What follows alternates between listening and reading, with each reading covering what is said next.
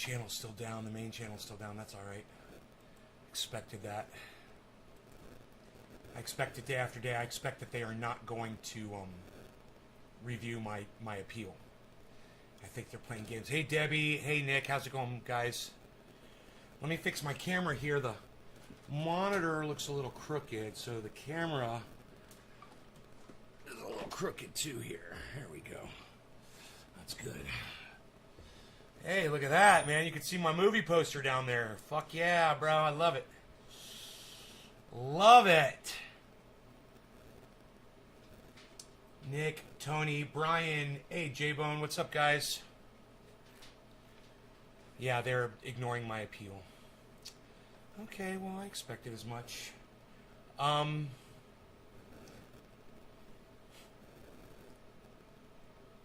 They deleted more subscribers off my YouTube channel.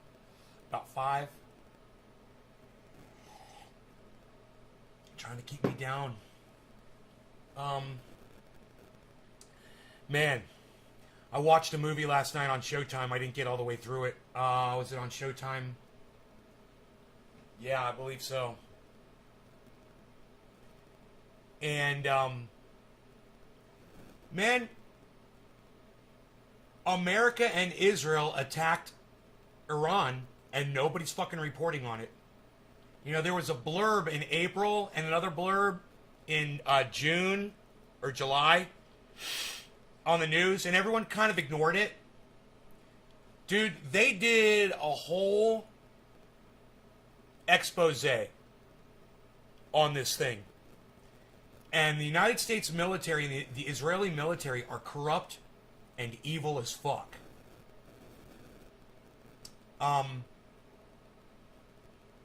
And the mainstream media is in on it because they're not reporting on it.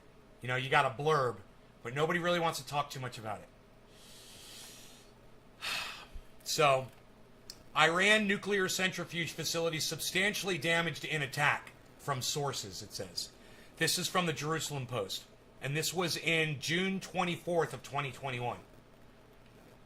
A sabotage operation against one of the buildings of Iran's Atomic Energy Organization, the IAEO, caused major damage despite Iranian denials, the Jerusalem Post learned on Wednesday night. Although Iran has claimed throughout the day that the sabotage failed and caused no damage or casualties, the Post has been, you know, how do they expect the world to take them seriously if that's what they're going to say? Oh, well, it didn't do any damage, so, okay, well, fuck you. We're not going to worry about it then. Well, go fuck yourself. Why should we even be talking about it? Tell me what just happened. Where did half of my viewers just go? I just had 16, and now it's 7. Lost more than half. Not interesting? You guys don't want to talk about it? My audience is just as bad as mainstream media. You guys don't want to hear the truth either, huh? You guys don't want to hear that America and Israel attacked Iran? Illegally? Almost started a fucking war?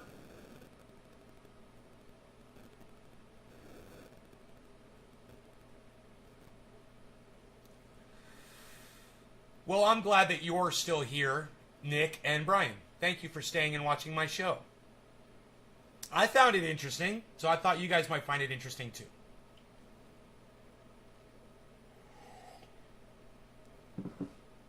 You guys aren't interested in the fact that your fucking dear leaders almost just started a goddamn world war this year.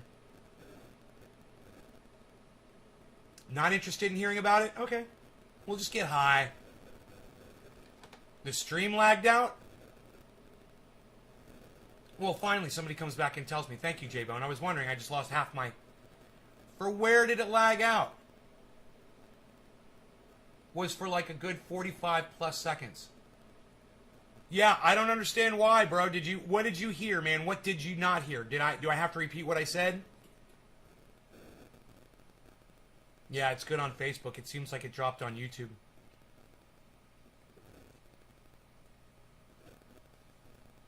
You know, mainstream media and social media, and now we're going to have to start grouping them together. It's always been, oh, mainstream media, mainstream media, mainstream media. No, mark my words and write the date down, because this was the day that you first heard this term. Mainstream and social medias grouped together because now they're the same fucking thing. And I'm the first person to say this. on the internet ever. Sunday, September 26th. Write it down. It was the morning show.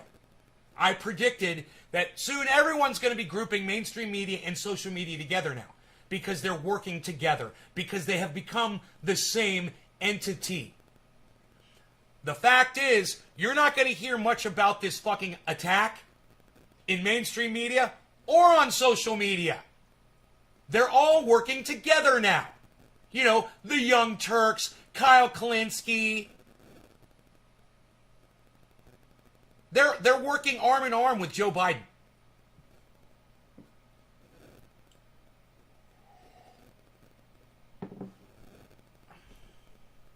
Once I start talking about something that's not being broadcast worldwide, yeah, isn't that weird? Just kind of fucking coincidental.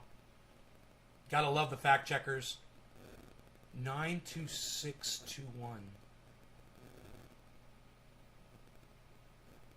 Is that like 90210? Mark your words. Does that mean rub crab on them? They're not then disappear?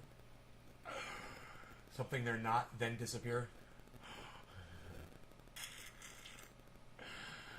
Abby Martin still will.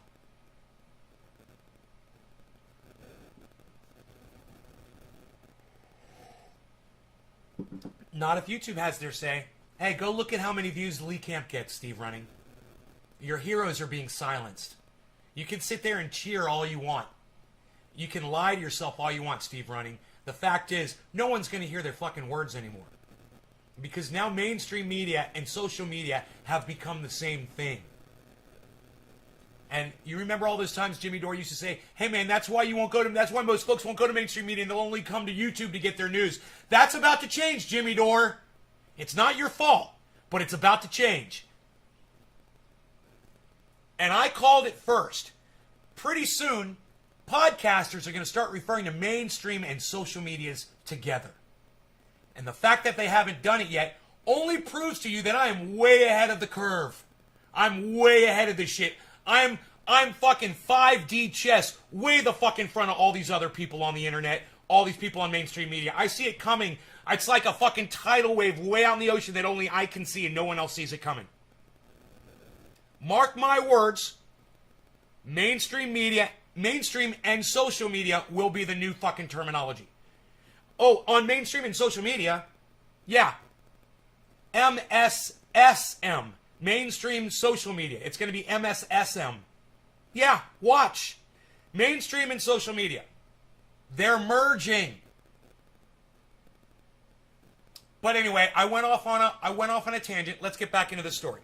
So, a sabotage operation against one of the buildings in Iran. Okay, they denied it, and then I went off on that. Although Iran has claimed throughout the day that the sabotage failed and caused no damage, the Post has been given strong indications otherwise, but there's no way to independently confirm.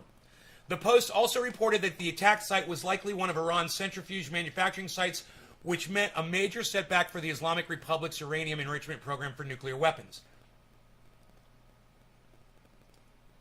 A 2017 Institute for Science and International Security report by founder and director David Albright and former International Atomic Energy Agency official Ali Hinanan stated in 2011 the People's Mojahedin Organization of Iran revealed the location as one of Iran's centrifuge manufacturing sites near the city of Karaj, referred to as the Taba site.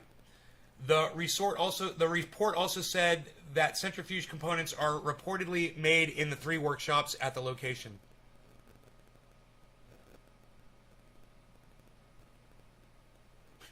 Why the fuck would you reveal where the fuck you're making your centrifuges at, Iran?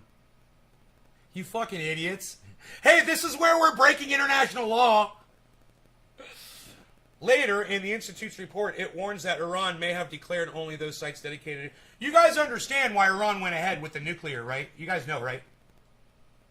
Who could tell me why Iran went ahead and started making centrifuges after Barack Obama had paid them all that money to not do it? Why did Iran start making nuclear weapons again? Hey, Radical Leftist Agenda is here. What's up? Thank you for coming to the show. Who could tell me why Can anybody tell me why Iran, after making a deal with the United States to stop making centrifuges, started making them again? Can anybody tell me why?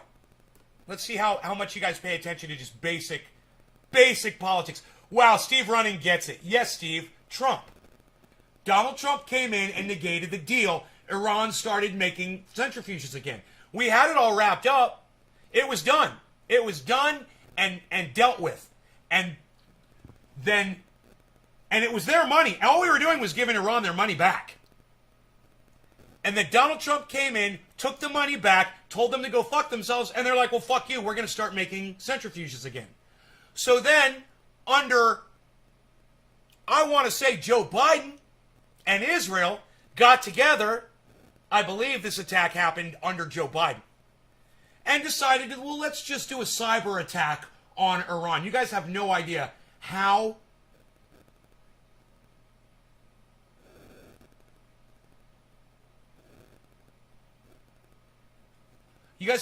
what a horrible decision this was for America and Israel to do this. You know, let me tell you something about America and Israel. They don't have the corner on the hack market. You know, they might be good at it, and this attack proves that, yeah, they're pretty good at it, but we all know who did it. Number one. Number two, Russia, China, North Korea, name any Asian country, they can all fucking hack whoever the fuck they want to. They've got really smart computer analysis. They've got really smart programmers. And they can hack anybody too. And we want to start fucking firing missiles, so to speak, of cyber attacks into other countries. Well, we just dropped ourselves down to a level where they're going to be able to attack us back. We just made the worst fucking decision. This is our leadership. This is Joe Biden. And this is Israel. And you guys, let me tell you something. This is really, really bad. Because these cucks, these dumb cunts that are leading our country don't have the foresight to realize, hey man, you're not sending over B-52 bombers and fucking missiles, man, that these other countries don't have. No, you're getting on a fucking laptop and you're hacking them. And guess what? They all have that too, you fucking idiots. And the United States is not protected by some magic shield that prevents us against, you know, our infrastructure like our airports or our train stations or our nuclear facilities from being hacked just as easily. We threw the first stone. We're going to get exactly what we fucking deserved, and it's coming down the pike, and old Trendy Nay, he can see it coming from miles away. We're going to get hacked. America is about to get hacked. Bad. And you heard it here first from me, because you can't go out and bully motherfuckers when they have the ability to bully you back and think they're not going to fucking bully you back. Iran is coming, and they got friends. It's probably going to be Russia and China, and America just made a giant fucking mistake with Israel. You don't fuck with them, man. We already had the deal set up. Obama fucking figured it out. Good for him. Great deal. Stop making your nukes. We won't attack you. Great. Well, they started making the nukes, and we think, oh, we're going to attack you. And we attack them with a cyber attack? Do you know what we did? We wrote a virus that went all over the world and sought out their centrifuges to make the pumps run over time. It's so dangerous. You have no idea. We could have fucking nuked the whole goddamn country of Iran for doing that. You know, we could have caused some massive leak, who knows? You know, when you start fucking around with nukes, who knows what the fuck we could have done? And we caused a lot of damage. And Iran is pissed the fuck off. Look, if you don't think Iran and Russia and China are talking about this right now, I highly recommend you go watch this fucking movie on Showtime. I'm going to go get the name of the movie for you because I can't remember what it's called. 0 Days. It's called 0 Days. And it's a fucking documentary. I thought I was watching a movie. And the very first thing that pops up on the screen is Showtime documentaries. I was like, oh, 0 Days. I was like, oh, they're going to be talking about climate change and the fact that we don't have any time left, aren't they? No. No. They're talking about a computer virus that was written in the United States in conjunction with Israel and then released on the whole fucking planet. That's what they're talking about. Your wonderful Joe Biden run government and Kamala Harris thought it would be a great idea to send a fucking virus all over the internet to ruin their fucking centrifuges. You think that we're the only ones who know how to write code? Hey, and let me tell you this, the code is out there. It's public. So anybody that wants to figure out how to ruin centrifuges pretty much has the goddamn skeleton key. Thanks, America. Thanks, Israel. You guys are douchebag cunt motherfuckers. Don't you ever fucking wave a goddamn American flag in my face again, you fucking dumb bitches. You fucking cuck bitches. America sucks dick, and we're doing the dumbest shit. We got scared into this shit. You know, we got scared into voting Joe Biden in from Trump, and it's just getting worse and worse and worse. And if you think when Trump comes back, this shit's gonna stop, ha! Ha! Dude, they're gonna fuck up our shipping, they're gonna fuck up our travel, they're gonna fuck up our anything that is computerized. And guess what? It's all computerized.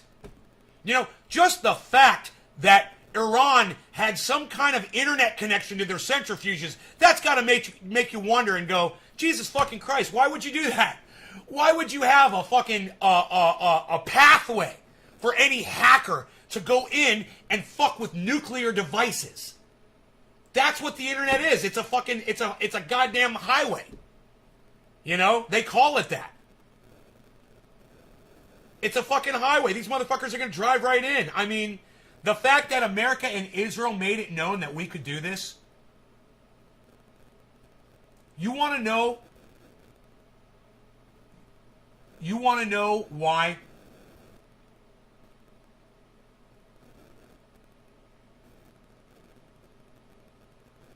No one is reporting on this? MSSM, mainstream social media. I'm the first one to come up with that term. Hashtag MSSM. I'm the first one. It's me. I came up with that just now. MSSM. There it is. Mainstream social media. That's it. It's MSSM now, guys. YouTube controls the narrative. If you don't think that's mainstream, you got another thing coming. Lee Camp, no one watches him anymore. Go watch one of his shows and see the 300 people that caught one of his shows. That's YouTube at work, man. Send this over to Lee Camp. Let him know. Let him know. Let him know that at least I know. One person knows. And now my 16 audience members know. MSSM. Thank you, Nick Brown. Thank you, J-Bone. Yeah. Thank you, Steve Running. Thank you, J-Bone. Hey, you guys are hashtagging. Mainstream social media. It's the same thing. So, the reason why nobody is reporting on this is because they don't want you to know how evil America and Israel are.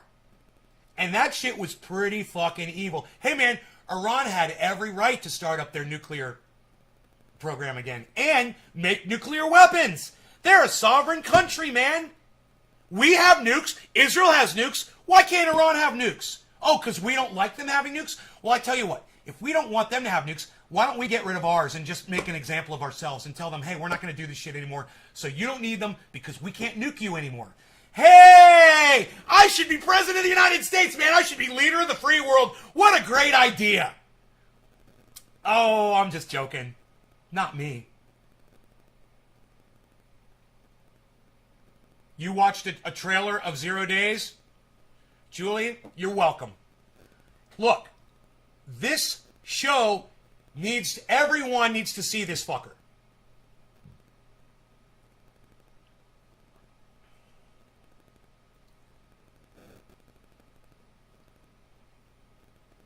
Oh, I'm sorry, I just realized your chat's not on screen while I'm sitting here reading your excellent chats. Hold on. All right. So let's be real, says Brian Munoz. Is there a car made nowadays that isn't 75%, that isn't at least 75% tech and computers, and these stupid fucks think they can't do whatever they want without any consequences? Everything's automated. Our trains, cars, planes, even part of our bombs are fucking automated. We killed some Iran nuke scientists last year. Yeah, they got murdered, right? No one wants to say who did it, right? Right? Machine gunned them.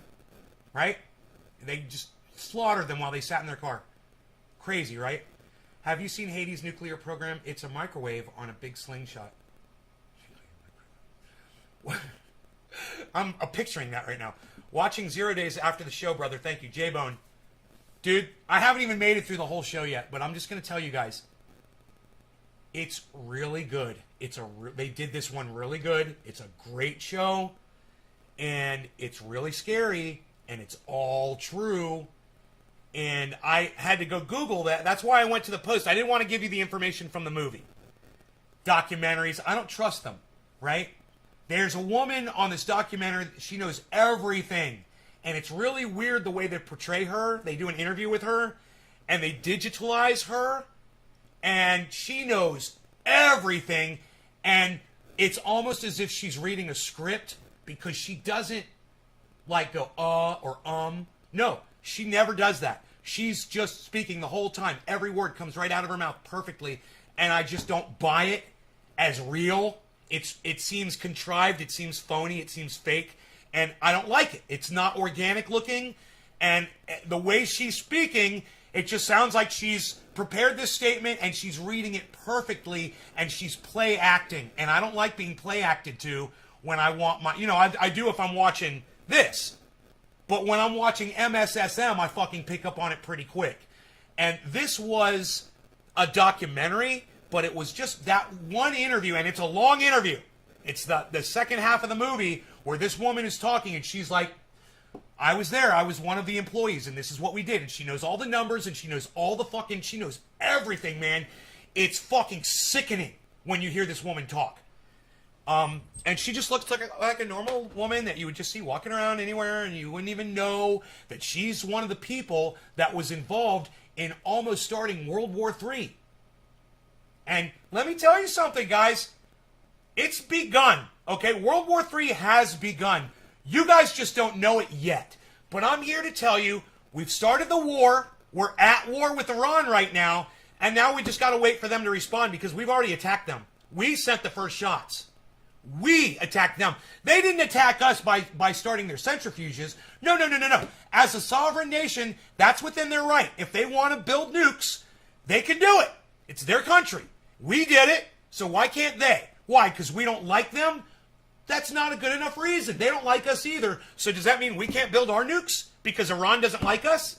It's fucking stupidity.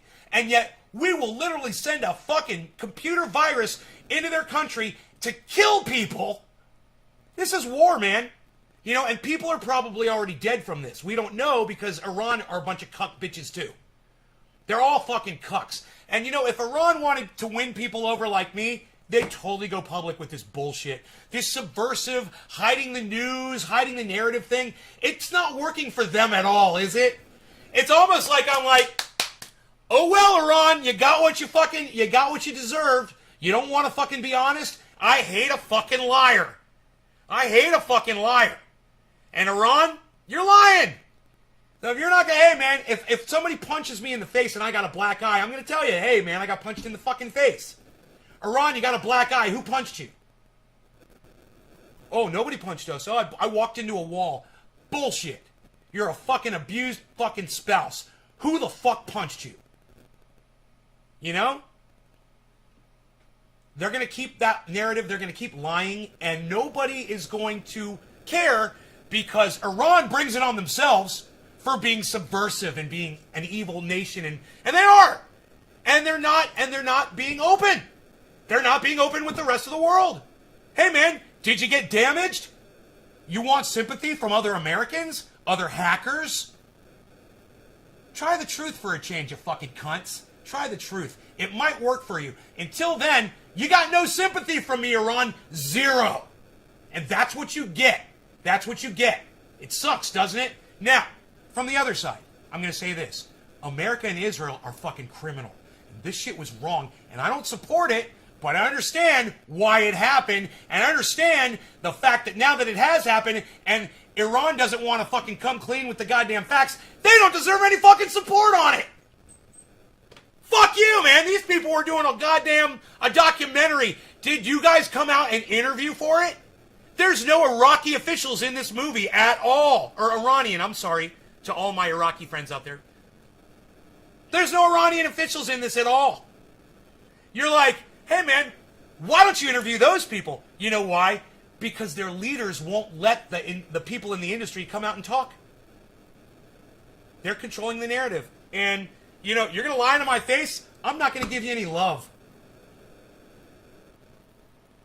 As soon as you fucking lie to me, you're dead to me. You know? You're fucking dead to me. Don't ever fucking lie to my face. And Iran's a fucking liar. So, do I really care? No. Do I give a fuck that Israel and the United States started World War III? Yes. Yes. And do you guys need to know that we're in World War III right now? Yeah, you do. We've started World War III, and it's that simple. And you guys just don't know about it yet. Iran knows about it. Death to America. Go listen. They're fucking like we hit a goddamn hornet's nest. But MSSM, mainstream social media, isn't going to report it to you. I will. I'll tell you about it. You know who else will tell you about it? Lee Camp will. Graham Elwood will tell you about it. Jimmy Dore will tell you about it. Jackson Hinkle will tell you about it.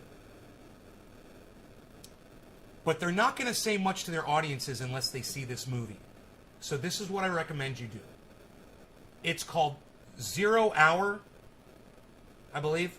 Is it called 0 Hour? I got to go look. 0 Days? 0 Days? 0 Days. Yeah, it's called 0 Days. On Showtime, I believe. It's a documentary. And all of you can go out of your way, if you want, and share that video around on the internet and get people to watch it. Okay? It's a documentary. It's great. It's exciting. It's almost kind of like watching kind of almost like a version of The Matrix. It's fun. But it needs to be fun to get people like you to watch it, you know, because you guys won't go watch it unless it's going to entertain you. You guys would never get this message unless it was coming from me, who's fucking screaming and ranting and smoking cannabis and being silly. You guys would never know that this happened. Nobody would know that we're in World War III if it weren't for me. We are literally in World War III right now. It doesn't feel like it because you're not being drafted. But let me tell you something. There's plenty of hackers who've already been drafted by America, and they're fighting this battle right now. And when you watch this movie, you will see all of them in giant fucking offices, all working on computers, all working to hack Iran. You have no idea. They said that Russiagate happened. They said that Russia hacked our elections. Dude, that's just America projecting what we do. That's all that is. That's what people do. When they do something wrong, they try to project and say, oh yeah, you're doing it. No, we're doing it. We're the projector. Okay? We're the movie projector. At the drive-in, on the giant screen. On the 100-foot fucking screen. That's us.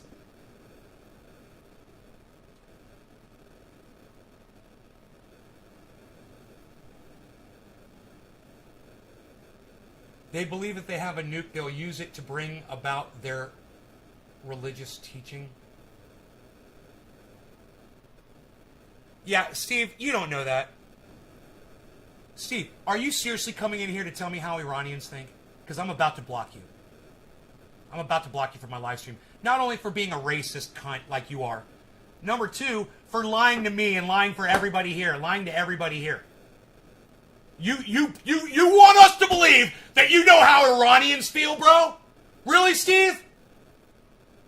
You're trying to convince everybody here that, oh, Iranians believe if they have a nuke, they'll use it to bring about their religious teaching.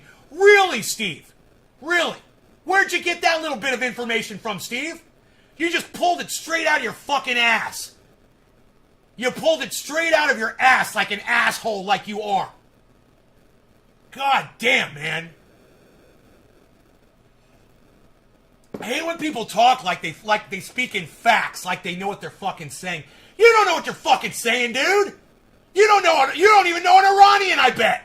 Do you know anyone from Iran that you could call a friend? That you've talked to?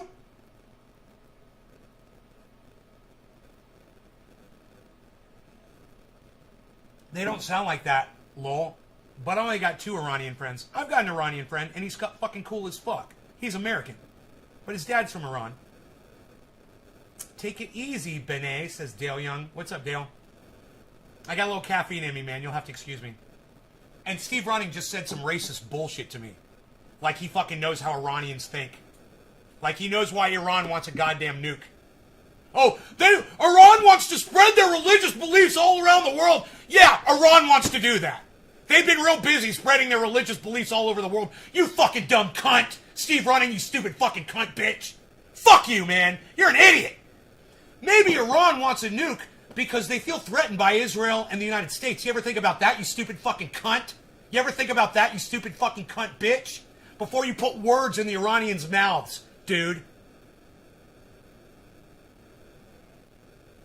I can tell you this man got his info straight for Biden's mouth. Brian? What man? Brian, I don't know who you're talking about. Hey, Elizabeth Gordon, how are you, honey? Good morning.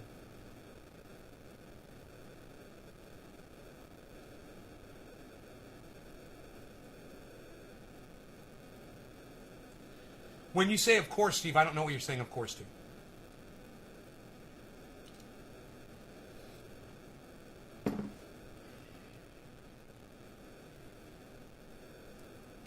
Oh, you're saying, of course Iran feels threatened from the United States and Israel. That's why they want nukes, maybe, huh?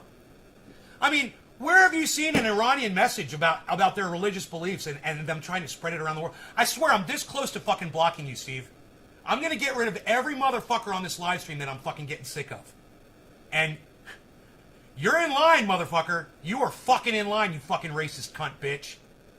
You're going to be next. I can fucking feel it. I'm doing good. Yeah, I'm doing really good, Elizabeth. Thank you for asking. I cooked lamb shanks in the frying pan with TPO. Do that. I don't know what TPO is. There's some sound interference. Oh, is there? Thank you. Let's move the phone. Does that help?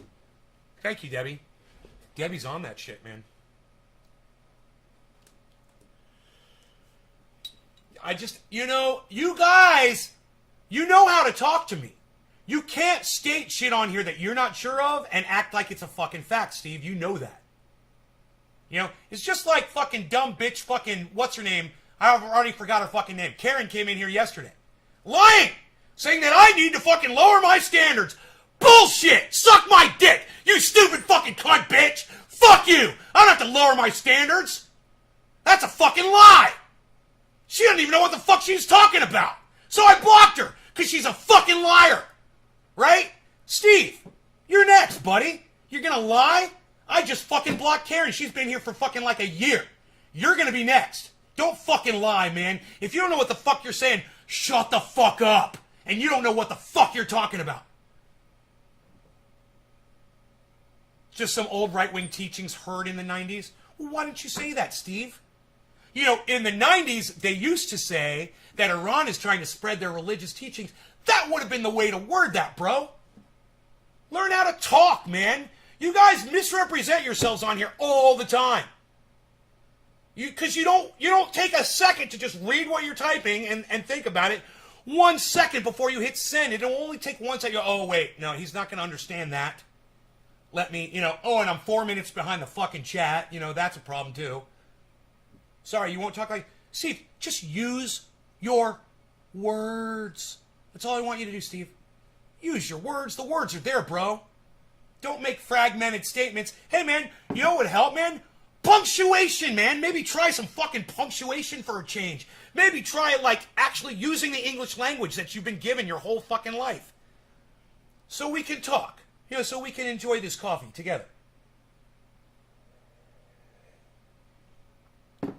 But of course Iran doesn't want nukes so they can spread their fucking religious message all over the world. That was the stupidest thing I've ever heard. That was like the dumbest statement of the day.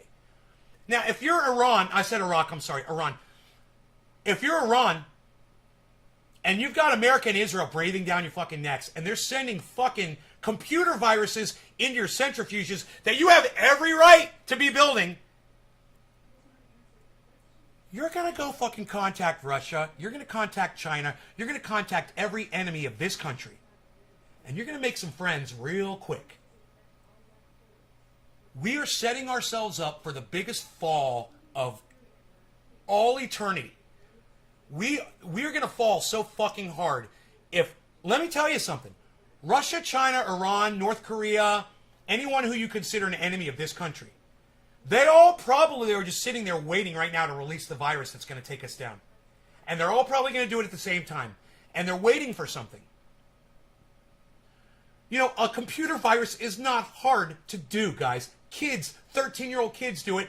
And these motherfuckers, like, don't even hesitate to think for a second that Putin and North Korea or China didn't find these kids, yank them out of their fucking homes, put them in a fucking stalag with fucking computers, and make them write the fucking virus with the threat that their parents and their siblings would be murdered in front of them if they didn't fucking do it. You don't think these viruses are ready to be released on us right now? Think about it, guys. Think about it. They're just waiting, man. We don't have any protection here. They've already done the goddamn groundwork. You know, we've had some slight hacks happen here where we're like, hey, a whole oil pipeline shut down. Hey, it shut off gasoline to the whole east coast of the United States. Who the fuck do you think that was? A dude that pulled that shit off?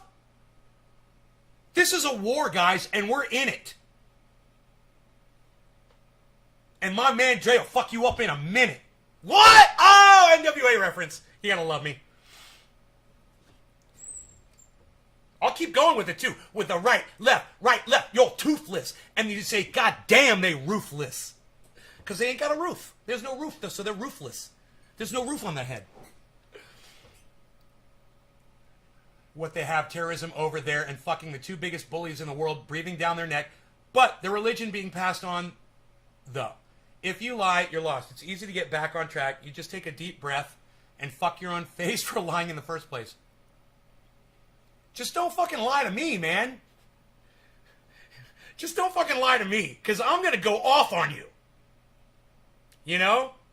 I'm really angry at Mark right now, and I think he knows it. He hasn't been by in like a month.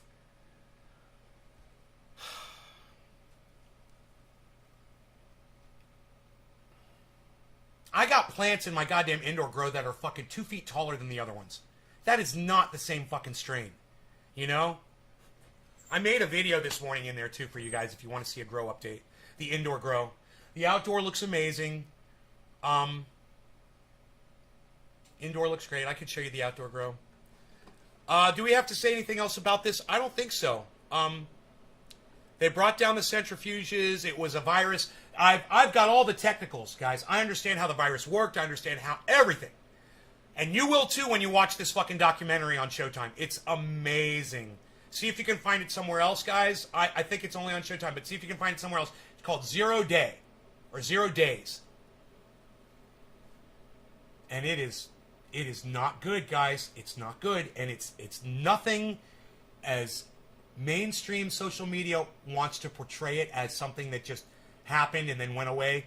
Guys, we are in it, and it's happening now. This is the beginning of World War III, and the problem is we couldn't just get rid of our nukes. We couldn't just make a deal, get rid of all the nukes, show all the other countries on the planet that we're not a threat anymore, and we can all get along. So, what did you Google, Julie? So we just signed our own death warrants, really. The whole planet.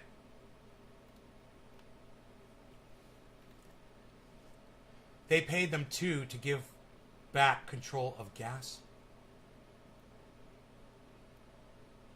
I'm going to let some of my DoD bosses know what your thoughts are. Pretty interesting. Department of Defense? David Long? I've been angry at... You want to get my channel shut down?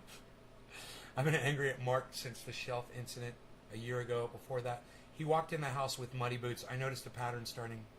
Dude, he destroyed my carpet that day. I remember that. Love to see... I was like, don't you wipe your feet, man? What the fuck? Cleaned it up after him for fucking 2 hours after that fiasco. Love to see a grow update. Showtime on demand. 0 Days. You Googled 0 Days? Let me know if that's anywhere else besides Showtime on demand, though.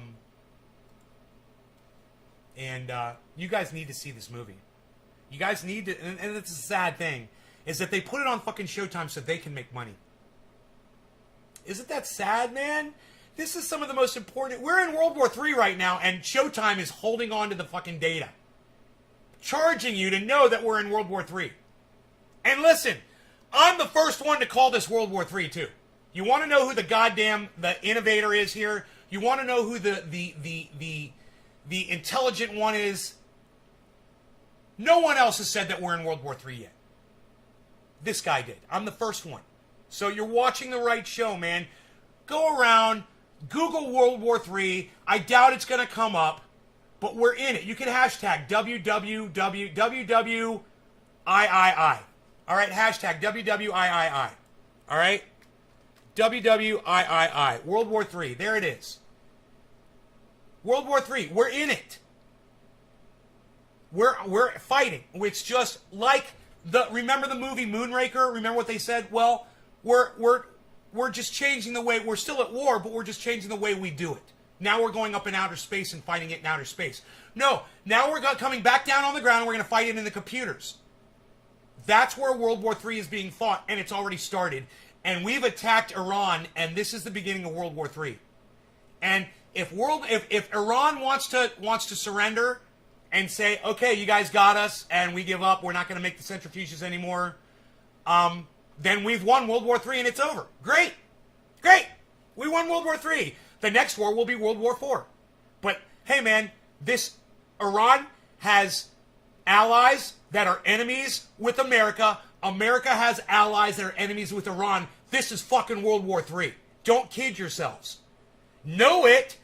You should contact your Congress people, your mainstream social media people. Let all of them know. Say, hey, man, this crazy guy over there on YouTube is claiming that we're in a world war right now. Why aren't you talking about this? Why isn't anybody else talking about this? Ask them.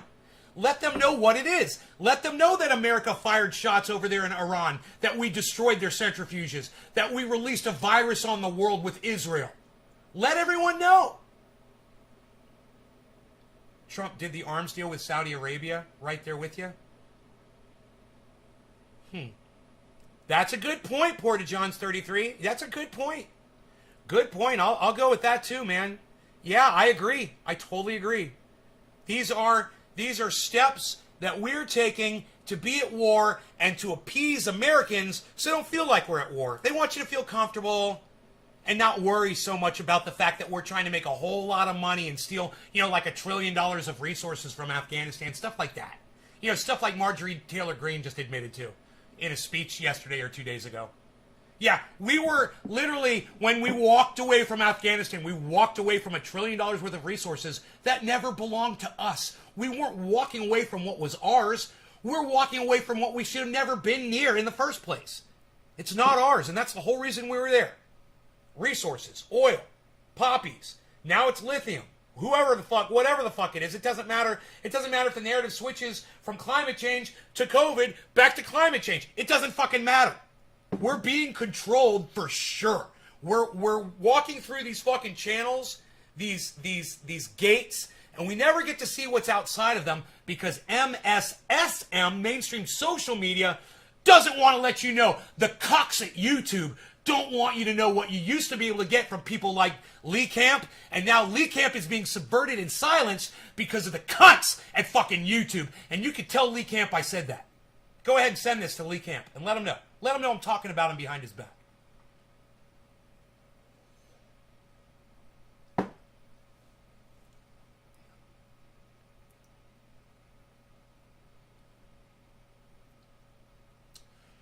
Okay, now I have not smoked yet today.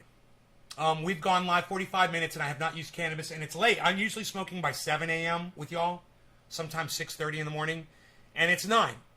And I was just thinking about cannabis and addiction last night, and I was thinking how I love smoking cannabis, so I've never really experienced, and I always have it, I've never really experienced being without it for too long. So it's like if there is some kind of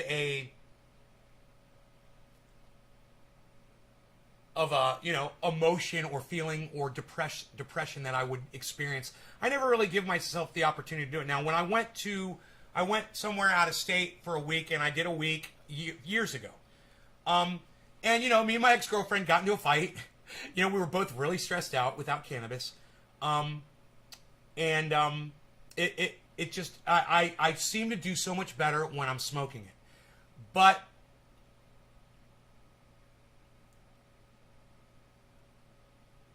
there are people out there who seem to get addicted to it. And there's nothing that I can do or say that's going to change that. That they can always just smoke more, and it's not going to hurt them. Right? So it's not really that much of a problem. But if you really want to enjoy cannabis, I recommend breaking up your usage a little bit, like I do.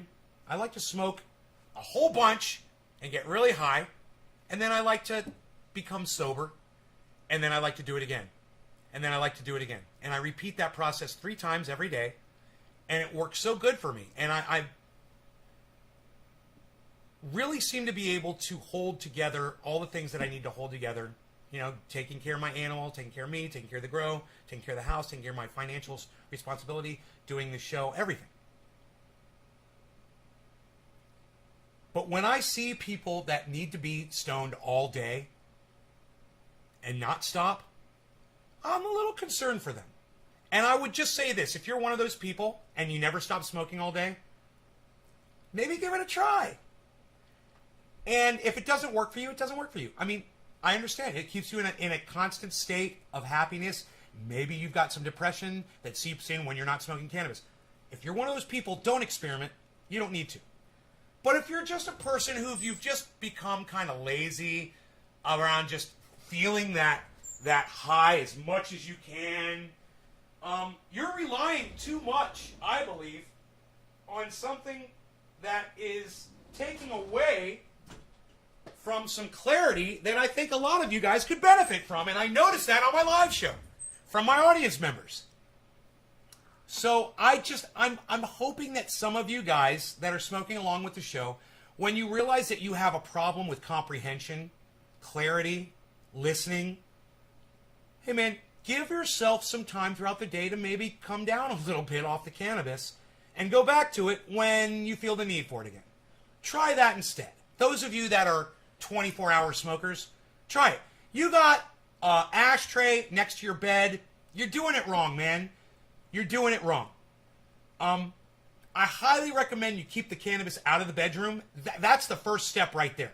Get it out of the bedroom, put it in the living room, put it somewhere else in the house, and start with that and see if that starts working for you. You know, in the morning, some people, they just grab their doobie, they grab their bong, they grab their bowl right next to their bed before they even get out of the covers. And if you need that, okay, I understand. I totally understand. But if you feel like you don't need it and you still do it, then maybe give this a try and just see. Lol, fuck you, just hit all my habits on the nail, Josh. I have a tendency to do that, bro. You know, I'm a human being too. That's good advice. Look, this has just worked what works for me, and it's worked really good. I've never been an all-day stoner type, and I don't like to use that term. But for those of you who are doing it just to dumb yourselves down because you don't want to deal with reality, then you are that. And that's not good. You're not helping yourselves. Or maybe you are. Maybe your life is actually that horrible that you are. And if you are that person, smoke up. But if you're not that person, consider not doing it so much. Get that clarity. Maybe work on some things in your life. You know, like when I get a little clear-headed throughout the day, I'll go through mail. I'll get on the computer and do some things I need to catch up with. I'll do some things outside or whatever. And I'm not like, the whole time I'm not thinking, I got to go in and get high. I got to go in and get high. Oh my God. I got to take that next hit. I got to take that next hit. That's like fucking a crackhead, man. And one more time, I'm going to say it again. I understand if you're like that and you need that. And if you need that and you know you need it, and you've tried it the other way, then don't experiment. Don't go there. You're fine. It's not going to hurt you, and that's the beautiful thing about it. All I'm saying is, those moments of clarity throughout the day can add to your life, can make you more fulfilled, maybe you'll remember to call your kids, or call your significant other, or call your parents. You know, or call that friend that you haven't talked to in a while. Because when you're high, you might not be thinking so much about that stuff. And I know it looks like all I do is smoke because every time you see me, it's all I do is smoke. But I don't. And in my home, this is my smoke station. This is it. It's nowhere else. I don't have a place where I can smoke here or there or anywhere. I do have a little tiny bong in my garage. It never gets used. It's there for when I have guests and if we're in the garage chilling or whatever, it's there. But it never gets used. There is a bong and some cannabis down there. But this is it. When I would take huge dabs, Jugs in my face, TTV. Well, what was your name back then, Jugs? I don't remember that name. Jugs in my face. I like your name, though. We all need some jugs in our faces, don't we, bro? Right the fuck on. I'm loving this conversation, and I just joined the show a few minutes ago. Right on, Josh. Good, man. Now that we've had our moment of clarity, shout out Lee Camp, let's go ahead and get high. That's the way this is supposed to work, I believe. At least that's the way it works in my little world, in my little bubble in my brain, my bubble brain. You went by Dylan or HTX Dabber. I think I remember HTX Dabber. Can't really remember. My wife. Wouldn't that be funny if I remembered your name?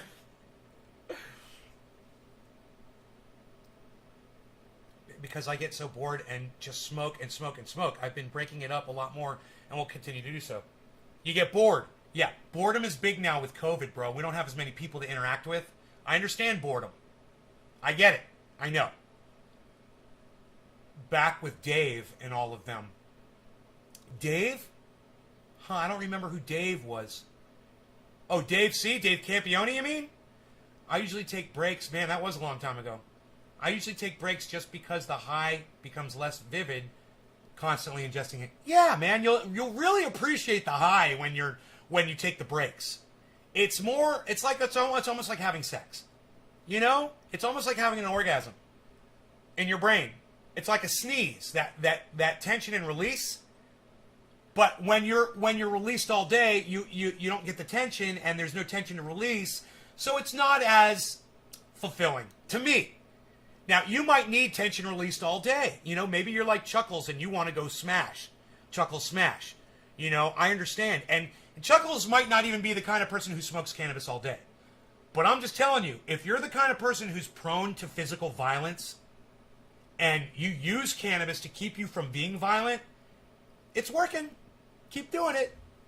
Good for you. I'm not telling you to not do it. All right? Especially y'all. You know? I have a feeling that a lot of lives have been saved because Rob Mulligan smokes cannabis. Mine probably, too, at one point. And that's all I did was smoke. Finally able to breathe now. Token Dave and Iron Lungs McGee. Oh, Token Dave. Token Dave. Whatever happened to that guy? I haven't heard his name in years. What happened to Token Dave? Oh my God, that is so funny. Token Dave. Oh my God.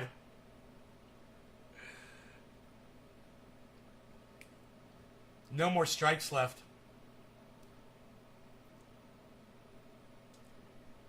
Dude, that's a blast from the past. How funny is that? Token Dave, I forgot about that. I totally fucking left my memory. He's never even come by just to say hey, you know? He's just gone. He may have died. I don't know. Lots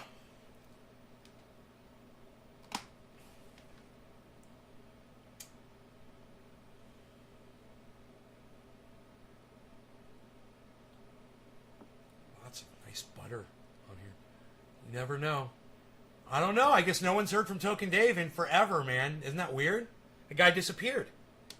I wonder if he went to prison or something. You always wonder about those people that just disappear from the internet. You know, you see them all the time. They got a podcast or whatever. And then all of a sudden, one day, years later, somebody mentions their name and you're like, yeah, whatever happened to that dude? Let you try and jog my memory some more? Yeah, please. Please do.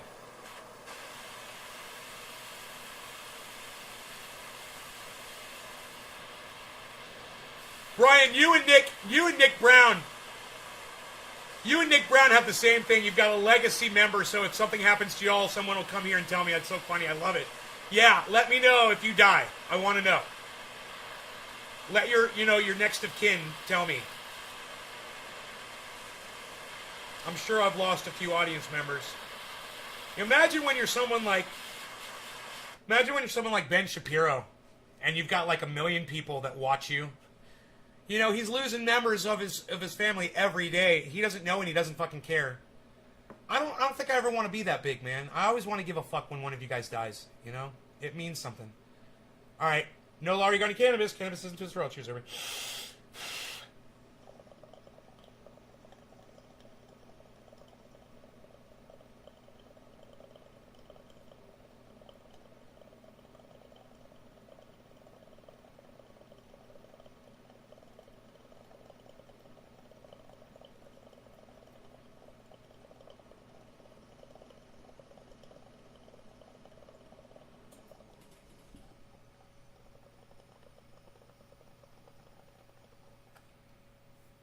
Oh, he's tweeting?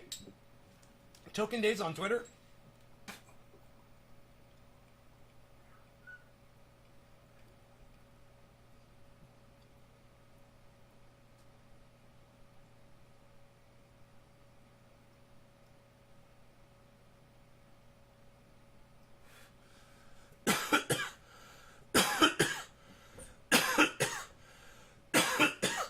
Yeah, that was, Jesus fucking Christ, I forgot his name. The guy that got raided. Fuck. He was a fisherman, and he's got a fishing channel on YouTube, and it's really good. He gets really big fucking fish. God damn, I forgot his fucking name. Fuck, I hate when I forget their names. God damn it. That guy was cool as shit. Yeah, he was cool. And he came back in my show not too long ago, a few months ago, and said, hey. And it was cool as shit. And we pulled up his fishing channel. God damn it. Fuck. He was sponsored by, like, Daiwa. You know? He's huge. Denmark. He was in Denmark. Yeah, he got in a lot of trouble, man. They fucked him up. He had a huge grow. A huge indoor, like a warehouse grow. Yeah, I can't remember his name, son of a bitch. Friends with Hashbean. Hashbean introduced me to him. And for some reason, me and him just kind of hit it off. You know, it was cool. It was like, nobody really talked to him and nobody really talked to me. But him and I liked each other and we fucking chilled, you know? I can't remember his... Fuck, Pally! His name was fucking Pally. God damn it. Pally Fishing. Those 4 clippings I got from my 2-week into flower. 2/4 rooted in all directions. I got from my 2-week into flower. Oh, good. At 2 weeks into flower, you're still pretty safe. 2 weeks into flower, they're barely producing bud. You know, a couple of hairs. That's fine. It's when they start getting nuggy, man, and then you're in trouble at that point. There's no grow tops. What's his fucking name? Pally. No fishing guy. Looks like he was removed from YouTube, though. I found only one channel, Token Dave Live, but has no content and 23 subs. Yeah, you know what he did, bro? What he used to do?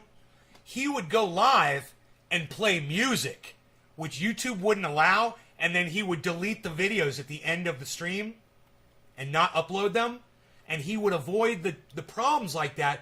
But without content on your channel, it's almost impossible to hold a following, because when somebody comes to your channel, there's no content to watch, and if you're not live, they're going to go somewhere else. So he shot himself in the foot there, and I knew he was doing it, and I didn't care because he was fucking rude to me about some bullshit. He got really snappy with me, and him and I started having problems on the stream, and I just wrote the dude off, and he stopped coming to the show.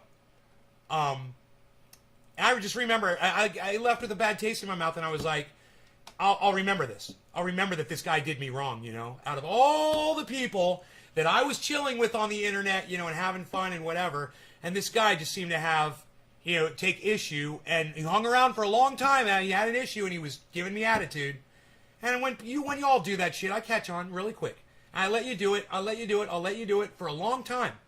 And I'll just ignore you, and I'll let you keep babbling, and then finally one day I'll just get sick of you, and I'll block you. You know? You get sick of me, well, I got sick of you a lot longer ago. I'm just allowing you to be in my presence. You're lucky. You know, until that moment that I finally had enough, and then you're gone. I'll only take your bullshit for so long. Do you have someone to let the audience know if something happens to you? No, I don't. You guys will know, because I'll just stop broadcasting. You know something will happen. You'll be like, man, Nate hasn't been on for like 3 days. Oh, he's dead. I don't see him on YouTube anymore. Yep, I remember Dave at the end was kind of meh.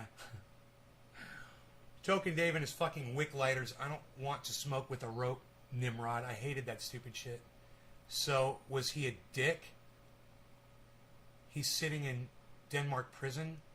No, he wasn't a dick. Pally? No, Pally was one of the nicest people I've ever met, man. You'll love Pally. Go check out his fishing channel, Dave. You'd love him. You guys would be great friends. You both love cannabis. You both love fishing. You guys would be like fucking best friends, and you can thank me for introducing you to him. Go hook up on his channel, bro. I think it's called Pally Sport Fishing or something like that. It's not an easy channel to find. But once you find it, man, I'm subscribed to it. I'm positive I'm subscribed to it on my main channel. But dude, he had a video once, I believe, where he capsized his boat.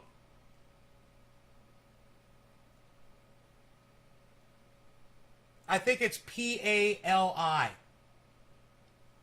I think it's just one L. P-A-L-I. You want me to try to find it for you? And he's sponsored. Well, he was sponsored. I don't know if he still does this.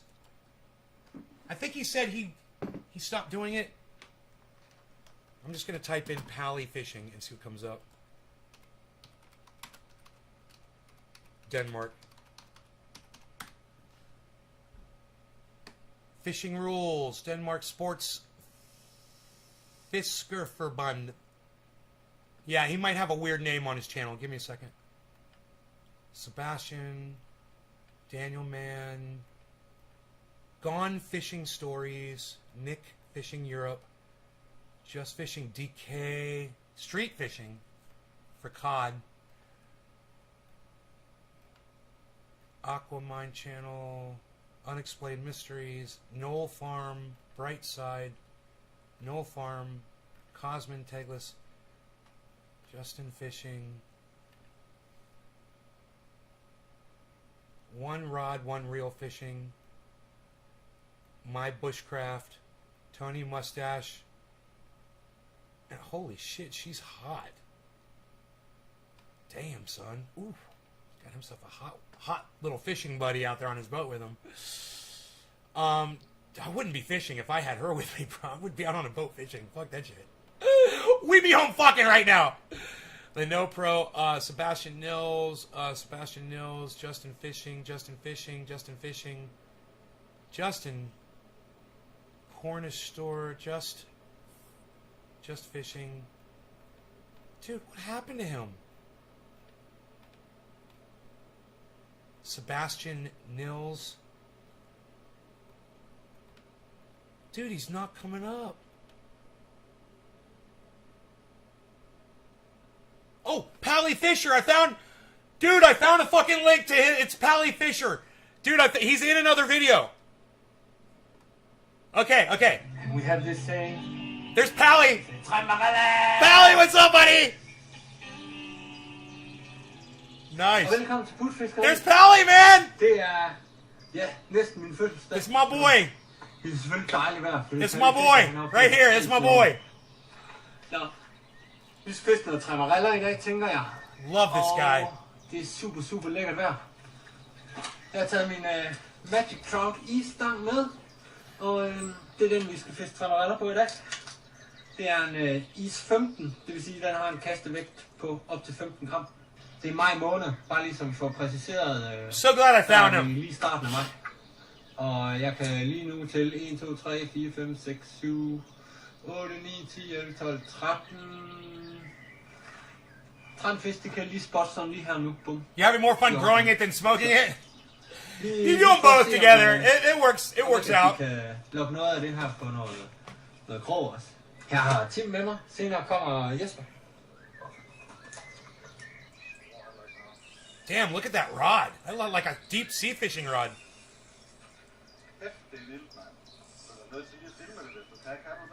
That rod's crazy. Den her linse kan opfange muligvis GoPro'en kan.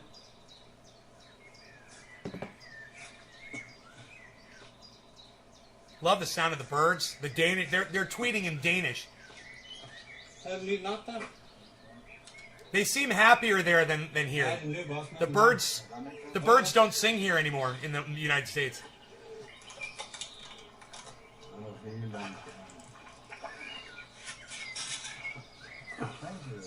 Yeah, welcome. Jeg har ikke engang fået pakket nettet ud, så er der første fisk på. Så det må vi jo lige have gjort.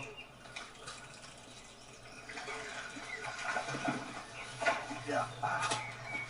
Did it himself. Sådan. Det er fordi, jeg troede, du skulle fiske træneritter. Ja, jeg smed lidt. Det var fordi, jeg kunne ikke styre mig, når jeg så de bare væltede lugt ud til. Nej, kender du godt. Ja, jeg kan det, men jeg kunne simpelthen ikke styre det. Jeg skulle bare i gang. Let's check this channel. Tim fra Team 1 Fisk. Nu vil jeg havne op. Jeg har ikke noget som helst endnu. It's called Put Fiscari. All right, give me a second here. I'm going to give you guys a link to the channel. He's got 3,000 subscribers. Yeah, this is Pally's fucking channel. I think he changed the name. Look at this fish right here, guys. Oh. All right. Subscribed. I'm subscribed to the channel and I don't have notifications turned on. That's how they fucked Pally. They did it to him too. See, I was subscribed to his channel for years and then they switched it. So if you don't get notifications on, you don't get notified of the channel. And he's uploaded a month ago. And every month he's been uploading. God damn it. I'm going to leave a message on his...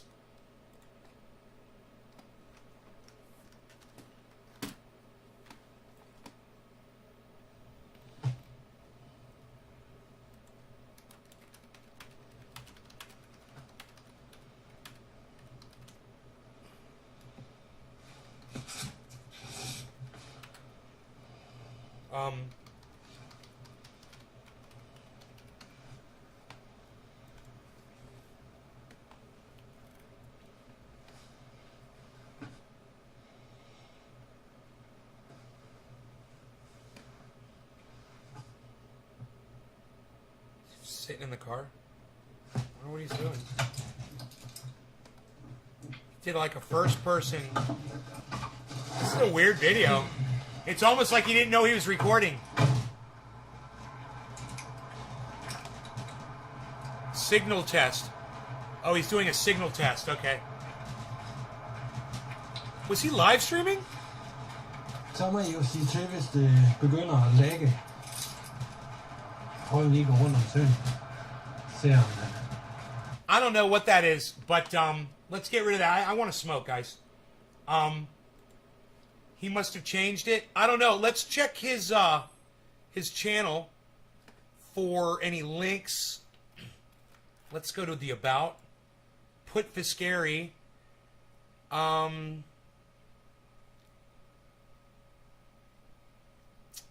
Joined July 2013. This is his original channel. 1.2 million views with only 3,000 subscribers. Why people won't subscribe is beyond me. People are just so rude. All right, so about, he doesn't have any links. Oh, his Facebook.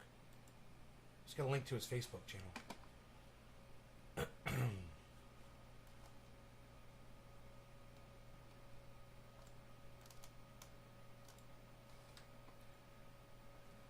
2 hours ago.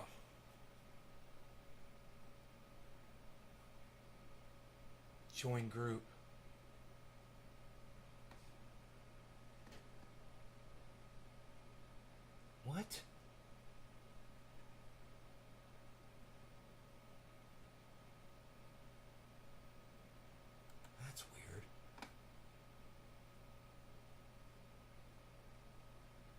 Is there a way to leave a message?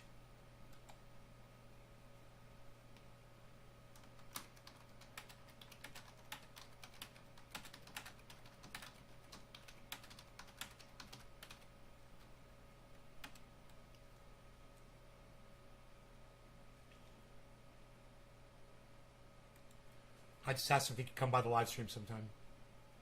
Well, I got to tell you, it's exciting finding him again. This is what social media does to you. They separate you from your friends. That's what they did. So I lost touch with Pally because YouTube decided to add this new thing called notifications. And because YouTube added notifications, I would no longer get notified when Pally went live. I would have to remember the name of his Danish channel, find it, go back to it, right, which I couldn't remember the name of, and he's changed the title of, to go click that stupid bell. Need I say anything else? Need I curse? Or are you guys disgusted enough? Social media, separatist media.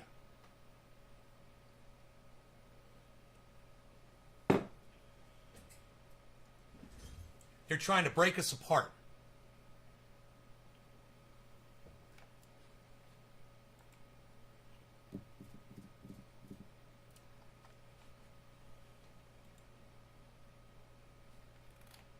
All right, here's a link to Pally's page.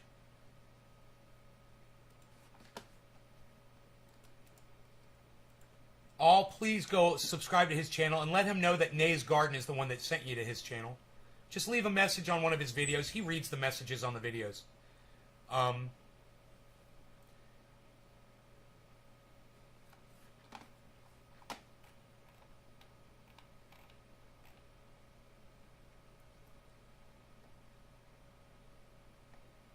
Oh, Pally Fisher. I'm subscribed to that one too. He does have another channel. I found it. 662 subscribers. And once again, my notifications are not on. But I am subscribed to the channel. Two of his channels I was subscribed to that I forgot about. So it's the Cichlid Geek. Right! Right! He was into cichlids, man. I forgot. That's his channel name, the Cichlid Geek. There it is, guys. There's his channel. And he just uploaded 2 weeks ago. Cool, man. I'm gonna tell him he just put up a 2-minute video 2 weeks ago. So he's still uploading, man. Thumbs up, bro. Hello YouTube, my name is Pally Fisher and we're back at the trailer. It's been a few days since I had time to get some work done to it. I love this guy. I'm really enjoying watching him. Late, Brings a fucking smile to my face, man.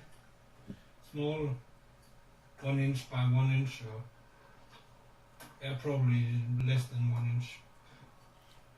20 times 20 millimeters. Why doesn't he stop by?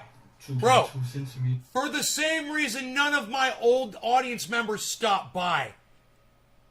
YouTube makes sure that they don't get notified that I'm going live and they forget about you. Just like I forgot about him. Luckily, this guy came in here and was like, dude, you remember that guy that got in trouble for growing? And I'm like, yeah, of course, man. I was like, holy shit, I forgot all about him. I can't even remember his name. YouTube made me forget my friend. Nice, huh? That's separatist media at work, hard at work every day. Jugs, I'm so thankful for you. Thank you, Jugs. I wasn't able to buy these anywhere, so I had to buy something bigger and trim them down. That worked pretty well, and so far I've spent 10 euros on wood. So the framing stuff is really cheap. The hole in the attic seems a bit complicated. I was pretty sure this was a steel sheet. You know, people who are bilingual just blow me away. To hear him speaking in English, you know, and just to know that is whatever's going on inside his brain that allows him to do that. You know, just look at things and know what they're called in different languages. It's fucking crazy, man. And aluminium on the sides, but from further investigation, I suspect that it might be an aluminium sheet. Yeah, I'm glad you found Jugs. So look, well, I'm broadcasting to not just Twitch. I'm also on YouTube. I'm also on Facebook. I'm also on a bunch of other social media sites. So find them all. It's all Nays Garden for the most part. Nays Garden Show or Nays Garden. Find them all and subscribe so you get notified every time I go live. Because sometimes you won't get notified on some services and you will on others. So subscribe to all of my channels so you get those notifications. Or you'll forget about me like everyone else does. For me, because I don't know how to weld the aluminium. I've welded steel and I'm not very good at it. So get on YouTube and watch a video, Pally. Soldering would be a better option. So that will be interesting to see if I can solder this little sucker. Or if it would be better just to drill it and give it like a rivet or something. Hey, Joseph Forrest, what's up? No law regarding cannabis. Cannabis isn't just for all. Cheers. Wait, it's my first hit of the day, right? Let's make it special nice. I'm working on the wood construction. Let's make it special now. I'm going to make a special nice hit. This is my first hit, right? I already managed to order a new welding equipment for welding this, but I don't think I will be using that. So, yeah. A lot of talk, not a lot of work. A lot of talk, not a lot of work. Hey, I'm slowly getting there, right? This is not a rush.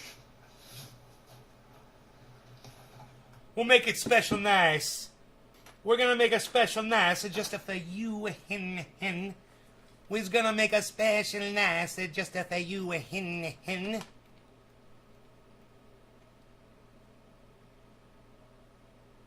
He's making some short videos. 50-pound carp on the Black Phantom beginner rods. Let's watch that. Fucking 50-pounder. What? What? No law regarding cannabis. Cannabis is for all. Cheers, everybody.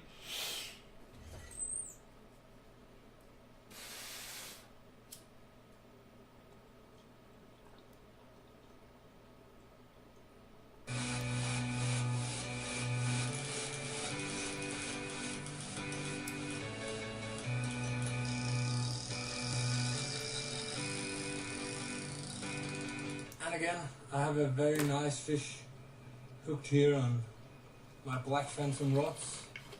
And, they're getting pounded now, getting tested, landing 40 pounders. And I think I have another very nice carp on the line. We will see how it is. I wonder how long it takes him to land these fish.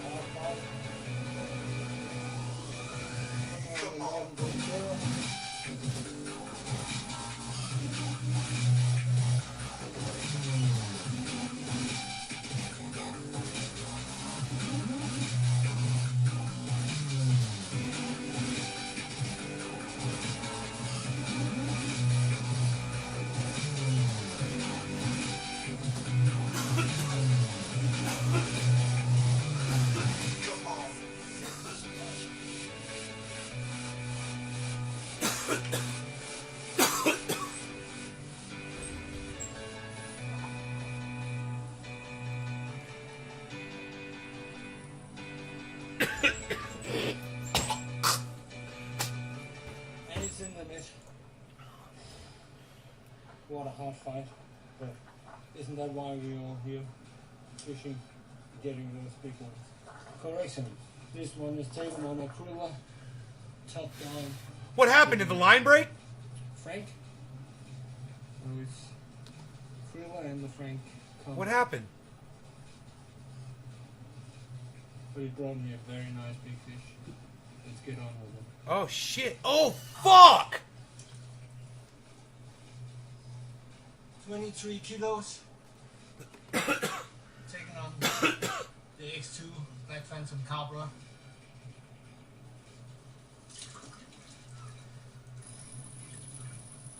God damn. It is. It's a very, very intense fight. God damn, bro. For this.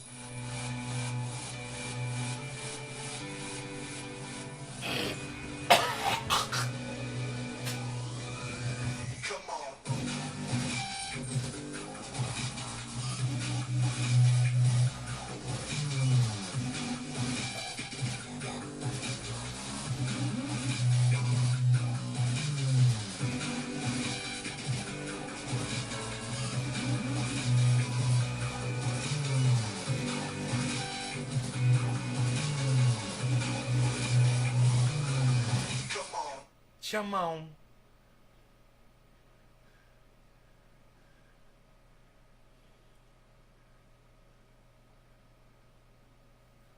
It's like it eats and doesn't shit. That's the wrong picture. There, no, not that one. Here we go.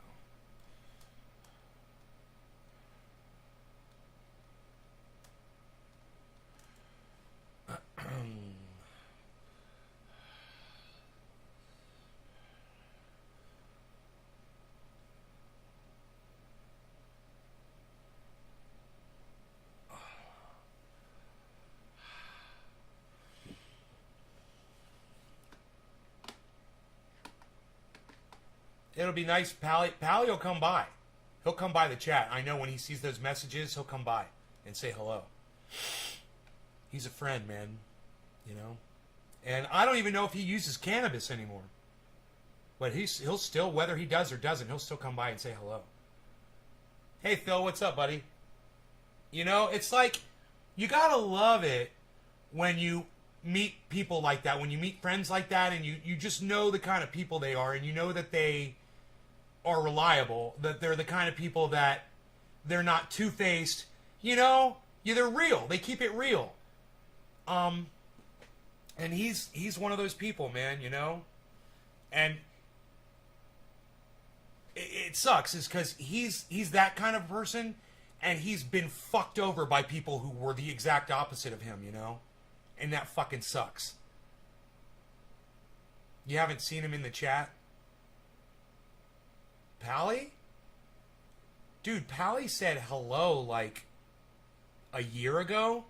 It's been. I wasn't even subscribed to his channel. I mean, I was, but I wasn't even getting notifications from his channels, I should say. I was subscribed to both of them. But I wasn't getting notifications. So, he stopped existing in my world, man, because YouTube did something stupid and mean and cruel. You know, YouTube was cruel to do that to people. It literally separated us from our friends, man. You know? And with Pally, I mean, we were actual friends. It wasn't like, I'm an audience member, or he's an audience member of mine. It's not like that. We were actual friends. And we communicate through social media.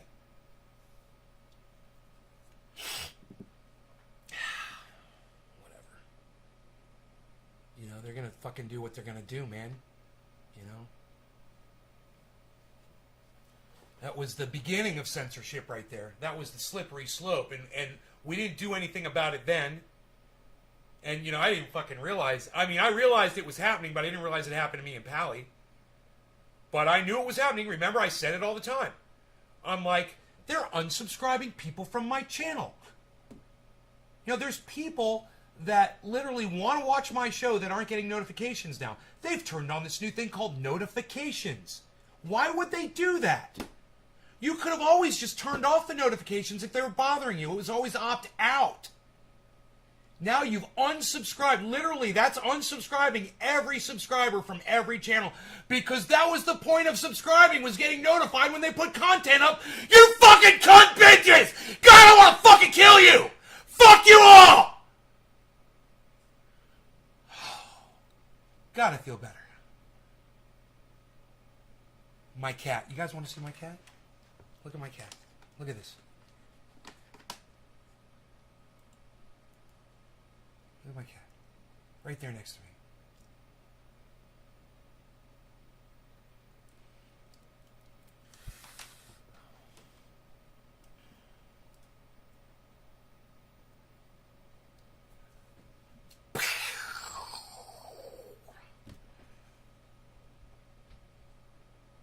You thought it'd been like 10 years since I'd seen Pally? No, he was here like a year ago. Popped in. I was like, holy shit, bro. He's like, I'm still fishing.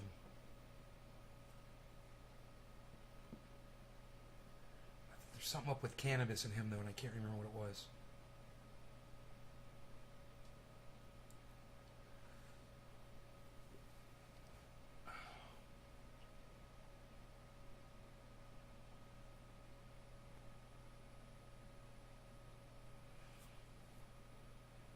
Where's the BZ? I thought about her and remember her boy, what the fuck was his name? I want to say Ganja. I want to say his name was Ganja and her name was BZ. They hooked up. They left the fucking chat. They popped in like one time, like a year and a half, 2 years later or something, and said, hey, and that was it. Never saw either of them again. They both disappeared. I figure they're married, they got kids, whatever. But to not just come by every once in a while and say hello to the people who introduced you, that's just shitty, man. You know? That's fucking shitty.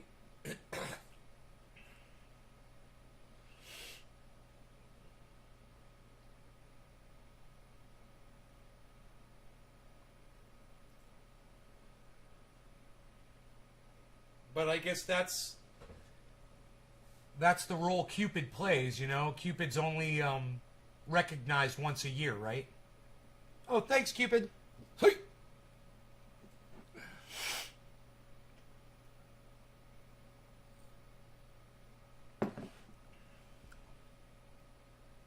You're double logged in? Thanks, Enoch.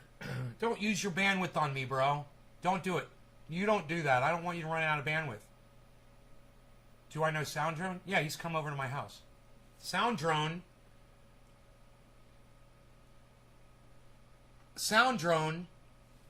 Here, I gotta raise the fucking camera up just a little. Sound Drone taped that piece of paper right there. Either he did, or his girl did, or their friend,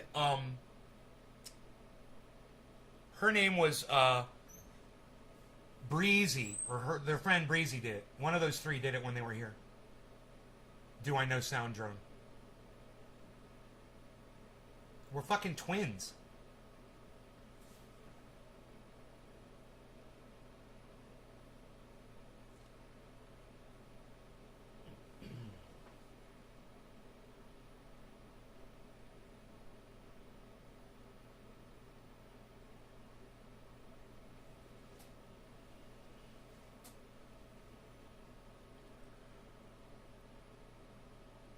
He makes the bongs.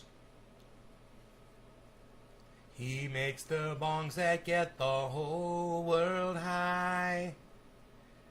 I think Slowski learned how to make bongs from watching Sound Drone, I believe. I could be wrong.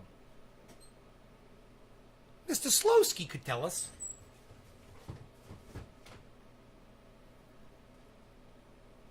I wish I had a timeline so I knew everyone guess I could do that. I could build a timeline, man. Wow, I just watched a praying mantis. I still see it. It flew right by my window and then it landed over there on my waterfall. And now it's just chilling on the waterfall, which is turned off right now. It's the backyard waterfall. It's a real pretty one, man. My backyard waterfall, you guys have not seen it. It's right out this window. It's fucking beautiful, man. It's so nice. I put a lot of work into it. And it just, the water flows down just perfectly. So pretty. I could turn it on for you guys. But there's a praying mantis on it now, so. It's kind of, the praying mantis is kind of in a spot where it's not going to get wet, actually. It's like right next to where the water spout is.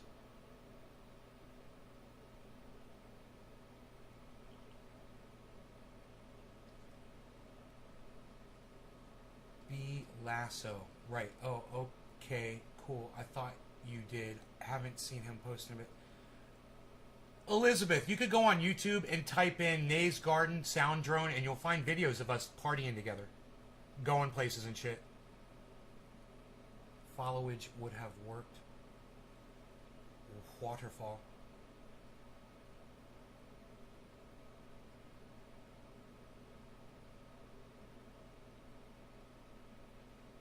I doubt it.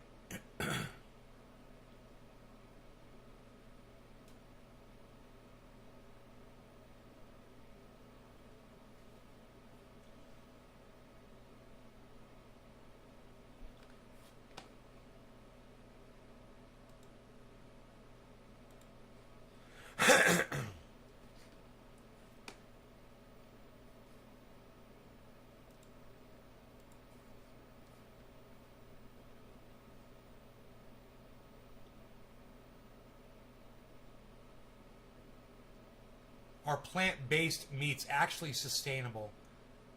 You know, because it takes resources to make anything. Doesn't matter This if it's... video is sponsored by CuriosityStream. Get access to my streaming video service Oh my Nebula God. when you sign up for CuriosityStream. Hold on a using second. the link in the description. What's up with your audio, dude? Jesus fucking Christ. The future of meat is split into two very different paths. One that begins in the windy flats of Kansas within the manure-laden pens of cows fattened on excessive amounts of corn. And another that starts on the squeaky clean dishes of a lab grown from yeast and modified to mirror the taste of its rival. Each has its environmental Bass is impact, just fucking but they wrong. both reveal certain unpleasant realities in our food system. Industrial factory farming and plant-based meats in many ways have co-evolved in a food system that seeks cheap and easy silver bullet solutions to nuanced food system problems. Ultimately, these two meats are intertwined. And to understand this new wave of plant-based meats, we need to understand the current state of beef farming. So today I'm going to Fucking ask audio is three horrible. important questions. What are plant-based meats replacing? What are its impacts? And what does it mean that we are placing our trust in these tech-based meats to fix our food system? So first, the tale of the hamburger.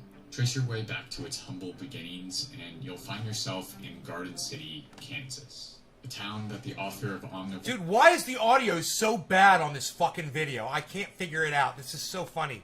Oh my god, it sounds so bad. Moore's Dilemma, Michael Pollan calls Cattle Metropolis. An apt name I had to do considering so that the much city tweaking is to the it. birthplace of one of the first CAFOs, or concentrated animal feeding operations, and now hosts a variety of these CAFOs in and outside its city limits. These feeding operations are part of the reason why the price of hamburger beef can stay so low. They pack a ton of cows in a small area to maximize the profit from the land. To put it simply, the way cows are raised for slaughter on these feedlots is more akin to a factory than a farm, and thus the often used moniker factory farm. After they've met the requisite entry weight, calves are brought to these feedlots and are forced to subsist on a concoction of corn, protein supplements, and antibiotics until they are around 1,100 pounds or 14 to 16 months old. Then they are sent to slaughter. Alongside the variety of animal cruelty concerns directed at concentrated feedlots, several environmental issues arise from stuffing cows in tight quarters and then, in turn, stuffing their bodies full of vegetation that their stomachs aren't equipped for. One of the major issues for these types of feeding operations is, to put it bluntly, poop. According to the U.S. Center for Disease Control, large farms can produce more waste than some U.S. cities, claiming that a feeding operation with 800,000 pigs could produce over 1.6 million tons of waste a year. For open-air feedlots, often this waste just piles up underneath cattle, and when it rains, runs off into waterways, ultimately causing downstream drinking water pollution in the form of antibiotics and higher levels of nitrates. For indoor factory farms, manure often has to be scooped out, but because it tends to be too antibiotic-laden or the specter of diseases like E. coli I'm struggling persists, with the sound. farmers refuse to put it in their fields.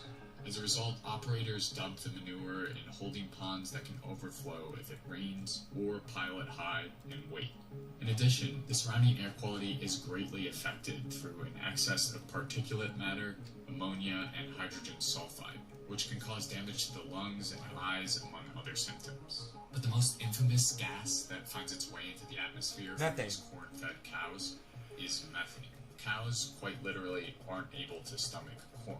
As a result, belching and decomposition of their manure happens at a much higher level, releasing methane that has caused livestock to account for between 14.5% and 18% of the world's total yearly emissions. So when we look towards replacing a meat-based system with plant-based alternatives, this is what we're trying to replace. A factory system that churns through cows and externalizes wastes into the surrounding communities and environment. As a response, plant-based retailers have stepped in. They seek to replace beef with what they say is something better.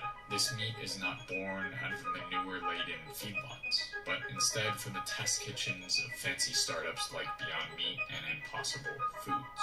But what exactly are these beef-like alternatives? And are their impacts actually less than beef? Once again, let's go back to the beginning.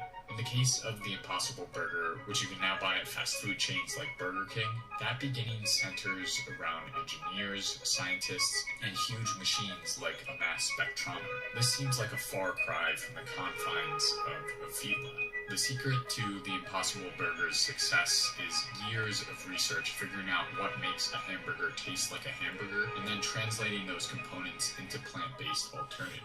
Chief among those is a compound called heme. Essentially, this is what makes the Impossible Burger heme and gives it that meaty flavor. Instead of coming from a cow, however, the heme Impossible Burgers use originates from the root nodules of a soy plant. Now, to incorporate the heme protein into their burgers on a mass scale, they genetically modified a yeast cell to produce the heme at high levels. So, unlike the bean burgers you might make at home, these new vanguards of the plant-based meat world are much less farm-based than they are lab-based. But the results speak for themselves. Impossible Burgers are struggling to keep up with massive demand, and Beyond Meat is currently valued at $7.5 billion, with its product available in over 35,000 locations. All right, there you go. So if you're looking for a stock investment, you're going to want to invest in these companies that are creating Impossible Meat type products. You're welcome. Go ahead and do it now. If they're struggling to produce, these corporations are about to explode as soon as they expand. So, but does this transition to plant-centric meat have a serious impact on the environment? According to a Beyond Meat sponsored study, it definitely does. The research claims that a Beyond Meat burger generates 90% less greenhouse gas emissions. I don't believe that. 46% I don't less believe energy, any of that. 99% less. Oh, I don't believe that. Water scarcity and 93% less. I don't believe that. Land use. These are significant differences. However, it's worth noting that this study is backed by Beyond Meat. And independent studies on the environmental impact of various plant-based meat corporations are needed for I'm true high as accountability. fuck. I'm putting that away. I still got As some these caffeine. two types of meat continue to butt heads on the public stage, Here's what we know. There was The oil need on for that cheap bowl. beef I'm has given ripped. rise to an industrial farming system that pollutes the air, water, and earth via the factory-like structure of its corn-fed beef operations. Hello, Firefly. Globally, it has also led to significant Look, swaths of waterfall. deforestation in old-growth forests like the Amazon, clearing the way for more and more cattle operations. In response to this destruction, food tech startups like Beyond Meat and Impossible Foods are proposing a cleaner, more ethical option. But we should be wary of relying on techno fixes, especially in the food world, to clean up our messes. In many ways, these alternative meats are another example of seeking an easy solution to the complicated problem of climate change. So, in addition to changing how much beef we eat, we also need to change the way we approach our food system and farms. In fact, there are ways to raise cattle that might actually heal the land and sequester carbon dioxide, but they require hard work and planning. Joel Salatin's rotational grazing operation at Polyface Farms is a perfect example of this. They continuously move livestock from one field to another to allow for a varied diet, healthy animals, and carbon-absorbing pasture. At the end of the day, alternative solutions like Polyface Farms are not necessarily an indictment of these new food tech companies. They merely highlight the fact that silver bullet business solutions don't exist when it comes to climate change. A market-based solution will never single-handedly solve a market-created problem. The only thing that will truly turn this around is doing everything all at once. Never gonna So happen. yes, that means eating more Beyond Burgers or veggie burgers. But it also means employing other solutions, like subsidizing farmers during their transition away from feedlots and towards more environmentally and humanely aligned farming practices.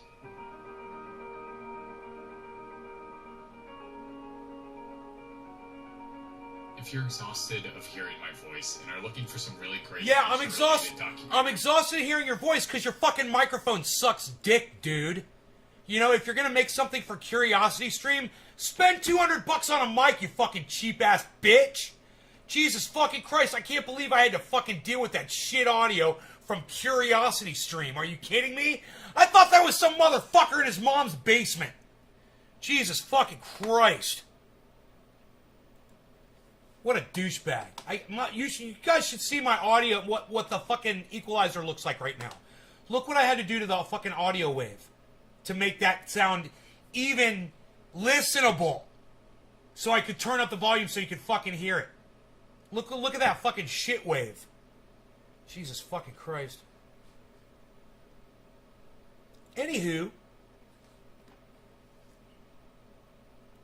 The Gray Zone. I love these guys. Let's see what they're talking about.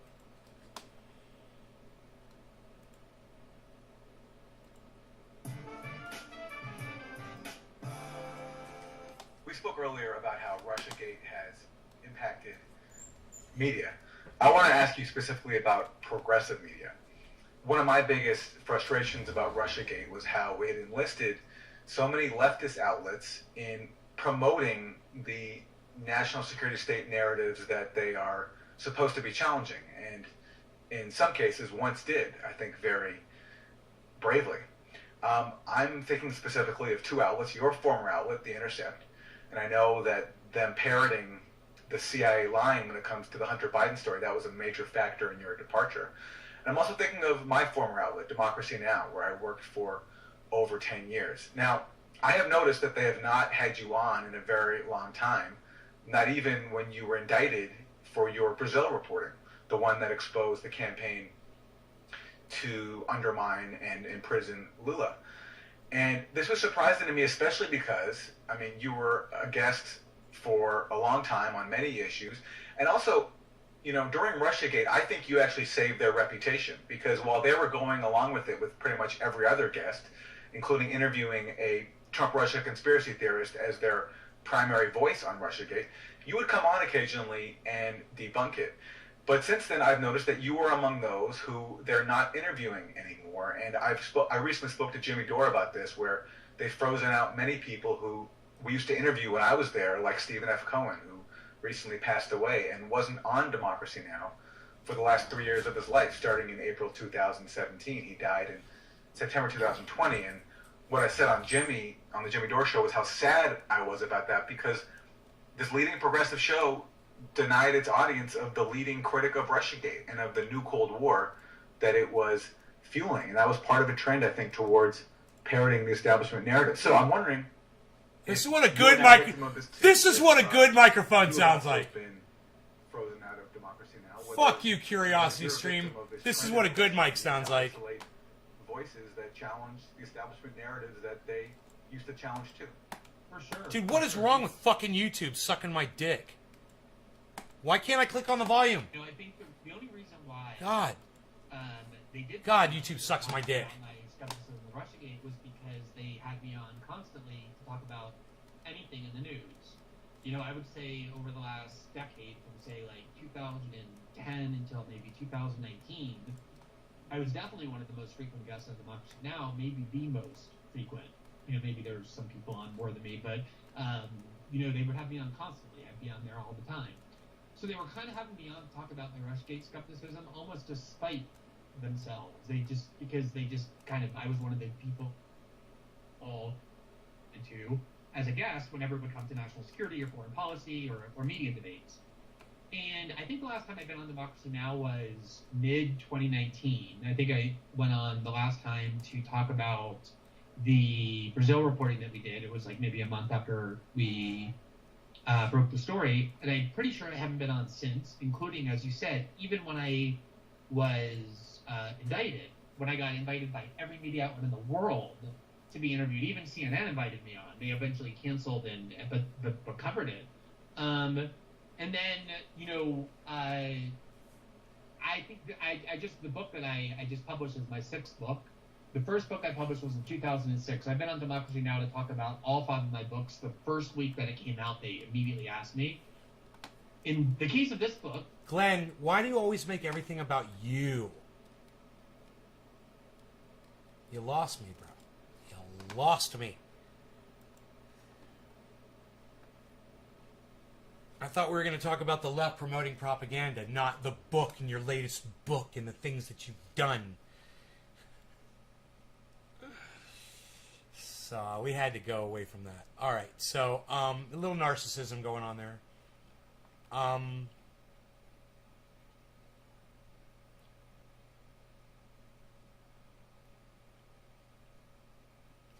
Man, if you're vaccinated, wear a mask. Don't get cocky.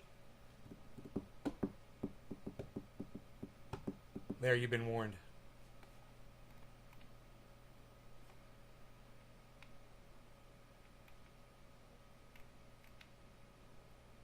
So what else is going on here?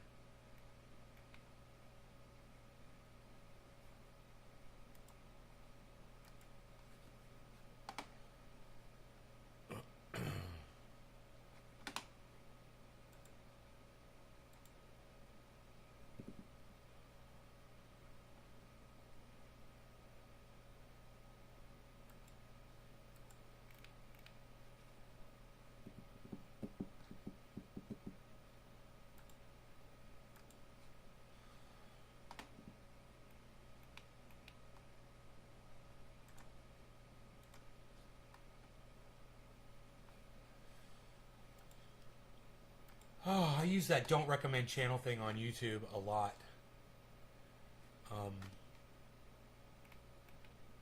It helps give me better recommendations.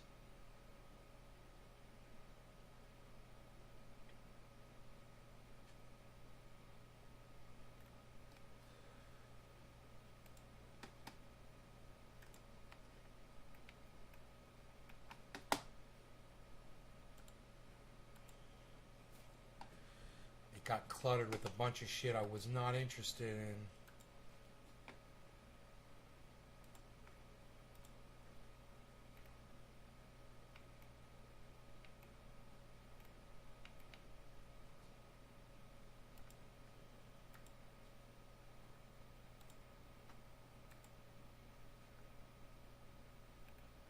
Wilfred, what did it all mean? Ah, good luck, man. That's a fucked up show. I highly recommend it.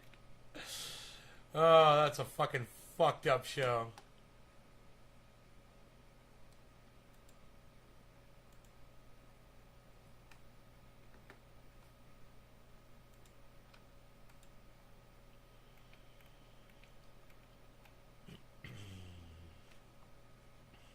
God, they fucking gave me all these movie fucking recommendations. I'm like, no, man, I don't want movie fucking channels. Not interested, not interested, not interested, not interested.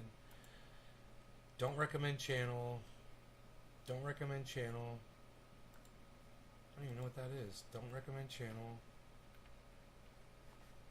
Don't recommend channel. Don't recommend channel. Not interested.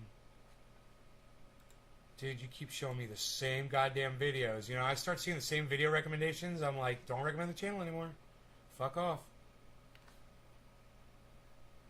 Not interested. Don't recommend channel.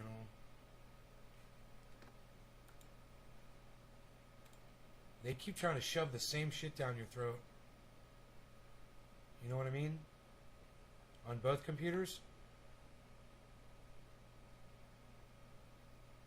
Right on CMT, son. Right on, buddy.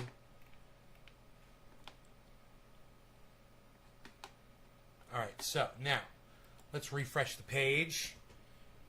Now that I've unrecommended all the bullshit, and now I'm going to get more of a refined search, more of a refined recommended channels.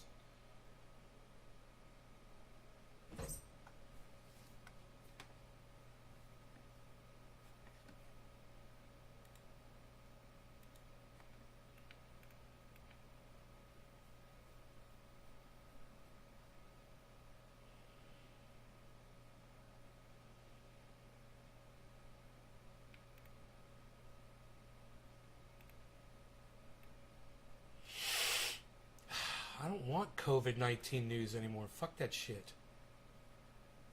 Get that off my goddamn recommendations. When I want the news, I'll go fucking read the goddamn news.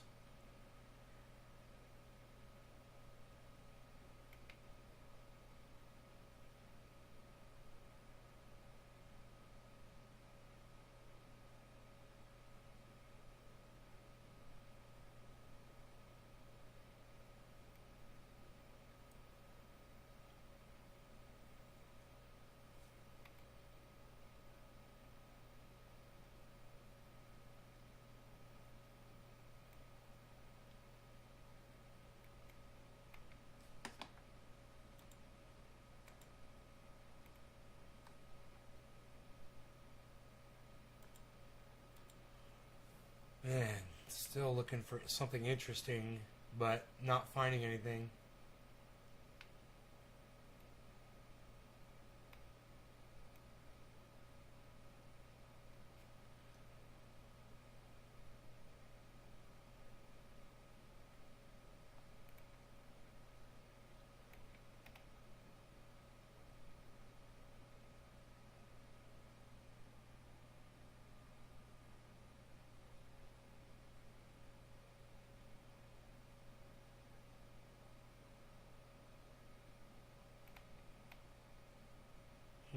Or we've got the best water filtration devices on the planet at prisonplanet.com. You're going to want to check that out.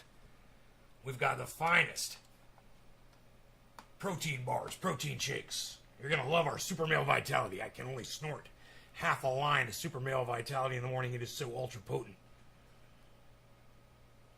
COVID surges among the vaccinated in Israel. Jimmy Dore just uploaded that. Okay.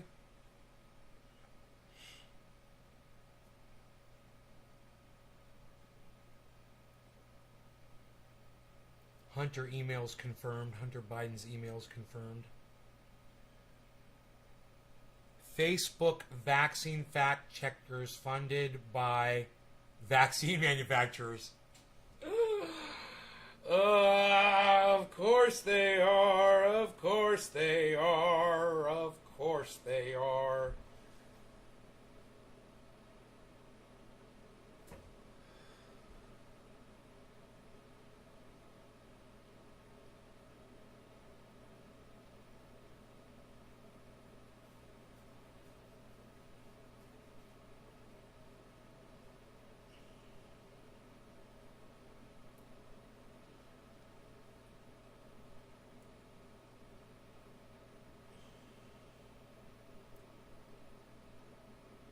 Of course they are. Of course they are. I love you guys. I don't want to leave you, but I'm going to. There's so many of you here, too. So I tell you what, let's do this again, all right? Later today, you guys want to come back later? And we'll do this again? I'm feeling really good. Hey, I found you live. What do you mean you found me live? Mr. Truth Seeker, you got to follow me on all my channels across all the internet, man. Nays Garden everywhere, man. Nays Garden Show, Nays Garden. Search it out, seek it out, find it, follow it, sign up for notifications. All right? Hashtag keep it open, says Nick Brown. Play ball, people. My main channel is down. I know my main channel is down. That's why you should be subscribed to all my other 24 YouTube channels, bro. You think I'm lying when I say that I have 24 channels on YouTube? Search Nays Garden on YouTube. Go find all the channels. Subscribe to all of them. Sign up for notifications on all of them. Seek me out on Twitch. Seek me out on Twitter. Seek me out on Instagram. Go find the fucking website. Do this, do that, do this, do that, do this, do that. I cannot make it easy for you guys. This is not easy. You know, people like Shitlips at YouTube want it to be hard for you to find this show. So you guys got to give a little bit of extra effort if you want to watch this show when I go live. You either want to see it or you don't. You're either willing to go out of your way for it or not, you know. If I'm not broadcasting on my big channel, it's obvious that I'm broadcasting on my other channels, that I'm always telling you about, that are reachable from my main channel on YouTube. Just go to the main channel. Go to the recommended channels there. Click on those recommended channels. When you go there, subscribe to those. Then go to all those recommendations from all those channels. You'll find all of my channels that way. And make sure you subscribe and sign up for notifications across all 24 of my YouTube channels. Find all of them. One of them is called Nays Laboratory. You know, some of them have different names. One of them is Trendy Nay Live. One of them is called, you know, different things and different stuffs. You'll find them if you really want to find them. Seek it out. You missed a great couple hours. We had a great show today. So you guys take care. I will see you this afternoon. Say, it's too bad nobody else wants to type in hashtag keep it open in the chat, huh, Nick? Nick, were you the only one to type hashtag keep it open in the chat? Oh, J-Bone did it. Oh, Megsy did it. Oh, we got 3 hashtag keep it opens in the chat. 18 people watching my show. Huh.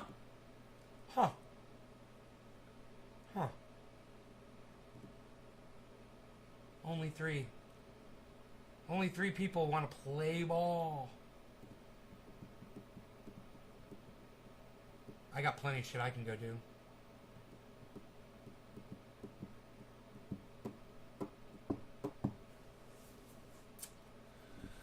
Plenty of shit that I can go do.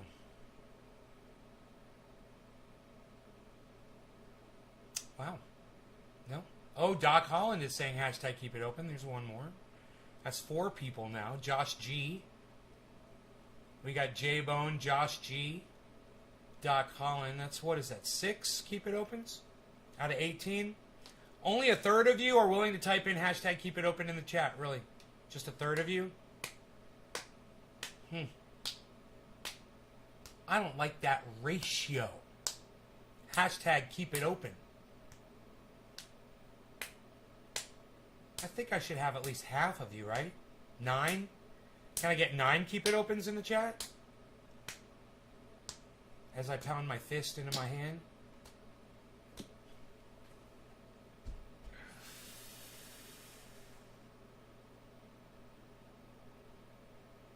Can I get 9 hashtag keep it opens instead of, what was it, 5 or 6? 6.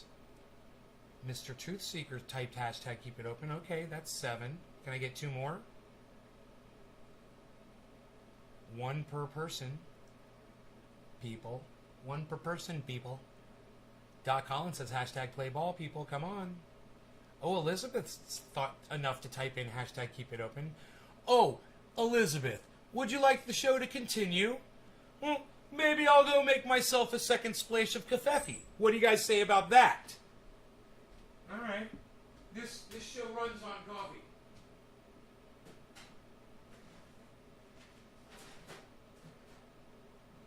I'll make a splash of Kafefi.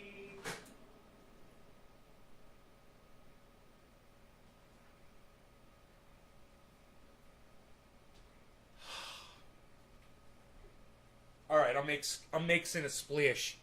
I'm mixing a splish. I'm mixing a splish. I'm taking my hair down. Usually that means the show's over. Because it means I'm going into the grow. I'm going to go work around the house. I'm going to go eat. The hair comes down. It's showtime. We're going to do show. We're showing. I don't care. I don't care. I don't care. I don't care. I don't care. I don't care. I don't care. I said it with 2 fingers. That's how little I care. Psst. Psst. Psst.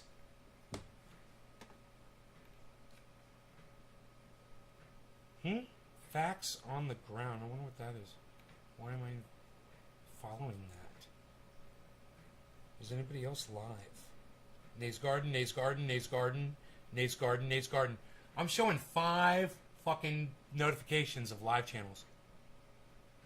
What do you guys think about that? Whoa, Arn Raw's live right now. What?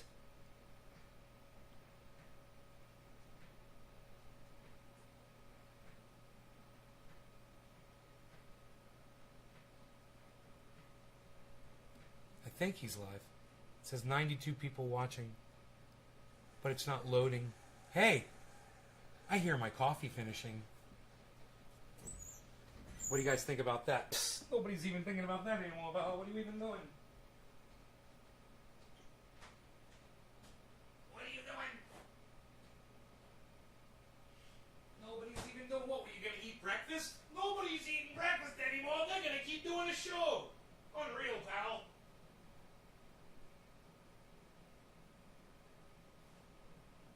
I get these little sausage, egg, and cheese biscuits from the local store. They saran wrap them, and they're in a little freezer, like a little cold section in there. And I usually buy all of them. You know, I'll get them all. I'll clean them out, and I think they fucking raised the price on them because I was buying them out. Supply and demand, motherfucker. I don't know. I'm not sure if they did. But I saw the price on them. I'm like, man, my breakfast is kind of expensive, isn't it? My breakfast is a little expensive. But I eat as much food as I can in the morning, man. I really do. I pig out in the mornings. I eat way more than I used to. That's a fast. It's the Keurig 2.0, bro. Everyone should have a Keurig. What, you're not Keurigging anymore, pal? Nobody's not even Keurigging anymore, pal. Hey, Enoch, let them know. Nobody's even not Keurigging anymore, pal. Keurigging 2.0? Are you kidding me, pal? Psh, unreal. How much is a Keurig? Let's find out. A Keurig 2.0. They're probably kind of expensive. But the price may have come down on them because they're so popular. EURIG. Did I spell it right? KEURIG 2.0. Dude, I fucking spelled it correctly. My brain is sharper now than it has ever been. I can't believe I... All right, $99, $150. Dude, here's one for $99. $99, $99. The one that I have is shit, bro. They don't make that exact model anymore, bro. It's different now. They've changed it. Wow. Okay. There it is. Wait, no, that's not it. Similar, but not it. Wow, dude. That's similar, but not it.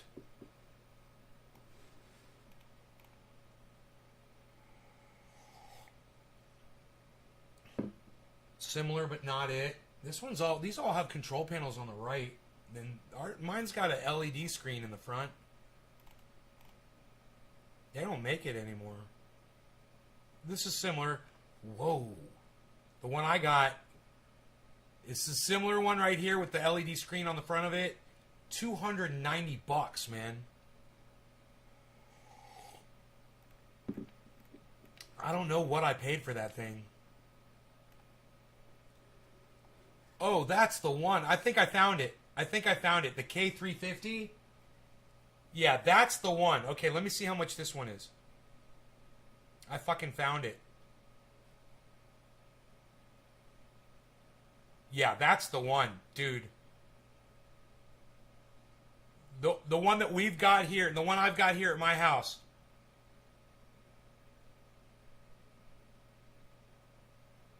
What? Okay. Dude, it says it's $450, man. I have no idea why it's so expensive. But you can get the $99 one, man. Same thing. I mean, mine does hot chocolate, hot water. I'm sure that one will too. I'm sure the $99 one will too. You know? The K350. I have to go look at my model and see if it says K350 on it. They're free at your hotel. You see people walk out of the hotel with a Keurig? Holy shit, bro. That's a lot of fucking... That's expensive, man. It costs your fucking company a lot of money. Holy shit.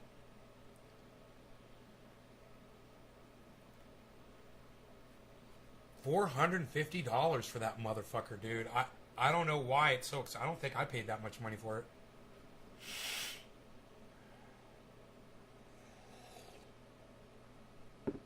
Well, I'm just looking on Amazon. If you can find them cheaper, you know... Amazon, Keurig K Classic Coffee Maker, K Cup Pod, single serve, programmable, 6 to 10 ounce. Oh, it's 6 to 10 ounce. Mine goes 12. 10 ounce, $100. You'll get a 10 ounce. 12 ounce.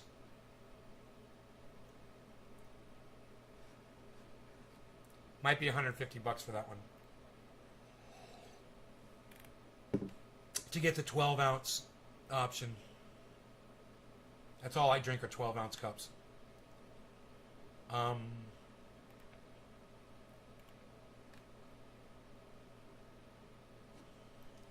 Oh, 6, 8, 10, or 12 ounce. Yeah, the one that's $150. The Keurig K Supreme Coffee Maker, single serve K Cup Pod Coffee Brewer with multi-stream technology, 66 ounce dual position reservoir, and customizable settings. Gray. $150. And here's one for $142.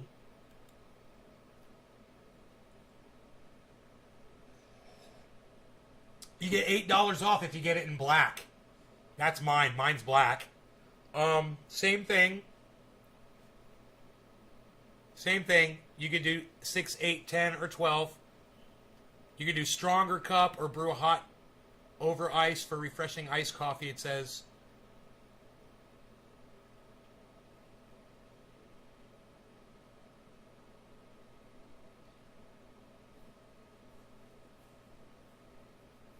Removable reservoir makes refilling easy. Huh, I wonder if my reservoir comes off. Oh, I think it does.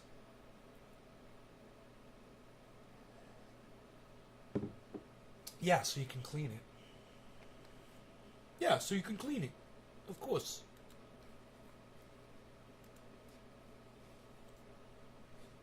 Hello from Brazil, Kim Muroj. What's up, Kim Muroj? What's up, Kim Muroj? How's it going? I'm sorry I'm saying your name wrong. Maybe you could teach me how to say your name. There was one I liked that you could make espresso, but it was crazy. I loved mine, just got tired of making one cup at a time.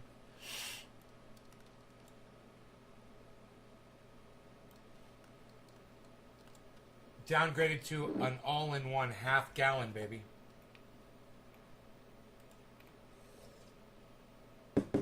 they try and walk out with them. Probably some people are successful, but they're expensive as fuck. Expensive, but worth it in the long run. Hey, Johnny, my name is really complicated. Kimuroj. Yeah. I know, right? I'll just call you Kim. Kimu. Can I call you Kimu?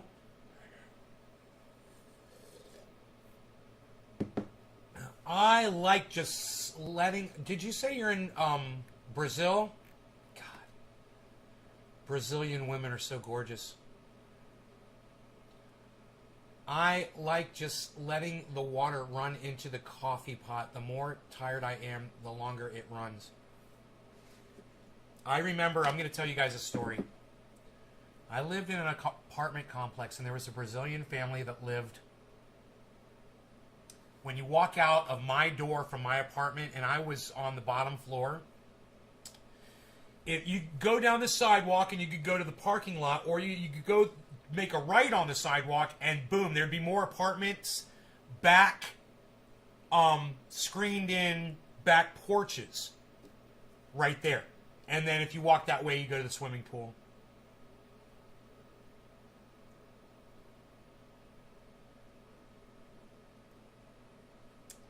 And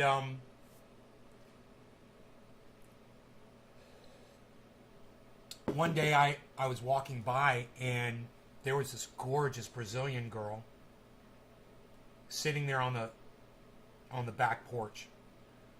And there was no one else out there, and I just walked by, and I may have said hi or whatever. And I remember I was going grocery shopping. I went to the grocery store. And I came home with my grocery bags. My hands were full, and I was worried that I was going to have a problem unlocking the door. And then I realized, I was like, I don't think I locked the freaking door when I walked out. So I went to reach to grab the door, and it opened, and I was like, awesome. I left the door open. And as far as I can go with the story is I went into my apartment, I started putting my stuff on the counter, and I heard someone go, hey, and I look into my bedroom, and sitting on my bed was that Brazilian girl. She let herself into my apartment. And that's where I'm going to end the story. But that really happened. Fucking crazy, huh? I had a crazy, wild life, man. Like I've said years ago, if I died years ago, I lived a fulfilled and very happy and satisfying, amazing life.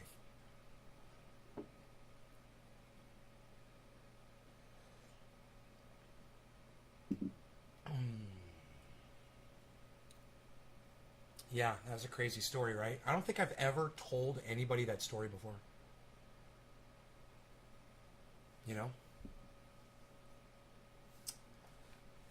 Portfolio balances out, right? It all balances out in the end. We had our fun when we were kids, and it's like Joe Rogan says, live your life amazingly when you're in your 20s. Get it all out of your system, man, and just do it. And enjoy the memories that you had. And don't try to match them or live up to them.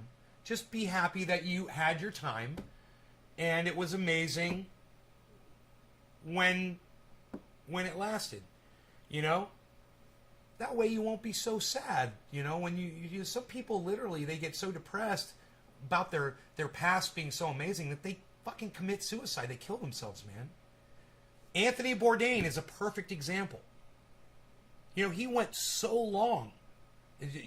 Robin Williams, these guys went so long through a lifetime almost, without having a problem that we were aware of. And then, boom, they just gave up. And I'm glad of the happy times that I've had. I've had some massive happy times in my life. And you've always got your memories, man. Yeah, I'll bet you being a chef. Oh my God, Doc, I can only imagine. He's such a beautiful, wonderful man. You know, you can't even wrap your brain around it, bro. Anthony Bourdain, you can't even wrap your brain around it. And some things in life are like that. You just can't figure it out, you know, no matter how hard you try. And it might not have been mental illness. It might not have been serious depression. You know, that even makes it harder. But I will tell you this, as we get older, we get weaker. We do get weaker, man, as we get older, and we become more of a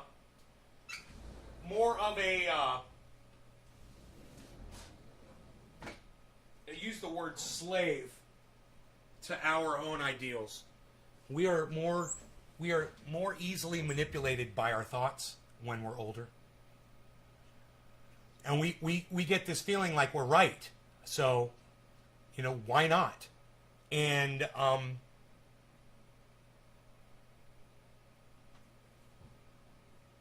when there's not that balance in your life, a mirror, someone to say, hey, no, that's not the way it is. It's this way. Reconsider it. Then you could go over the deep end, you know, and all the only thing you have to reflect on is your own perception, your misconception of reality, your misperception of reality. And that's when tragedy strikes. You know, we need people to do, and you know what? I'm thankful I've got y'all. You guys can keep me in check somewhat, you know? I got a little mental thing going on. It's cool. I got people to talk to every day. I can always come here and I can talk. Imagine Robin Williams. Who the fuck are you going to talk to? You know, imagine you're Anthony Bourdain. You can't just fire up a live stream and start talking to your audience, man. You know? I mean, AOC does it, but she's exquisitely narcissistic to be able to do that. And, you know, give her a little bit of credit to be able to have conversations with an audience like she does. You know, she goes live, she has 1 million people watching her. Literally, she has 1 million people watching her when she goes live. So, to have the ability to communicate how you're feeling to other people, it's vital to survival sometimes, you know? And if you're Robin Williams or you're Michael Jackson, you know, who the fuck do you have to talk to? You know, when you're that guy who, I'm sorry, I can't remember his name. He had the scar across his face, the black actor that was in The Wire. Really good character actor. And he just had an overdose. And he wasn't committing suicide. But what led him to use drugs to that point that he was risking his own life when he was doing it? He couldn't go out in public, man. You know, he'd get recognized. He couldn't talk to people. He couldn't fire up a live stream on the internet, or he'd get, you know, swarmed by mad, raving, lunatic fans. And how do you process that? For me, I got 18 people here. It's like group therapy, man. I can see what this person says. I can see what that person says.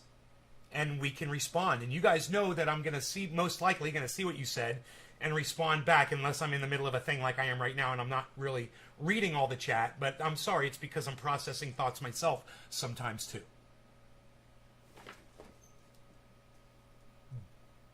But we're here and we're available to each other.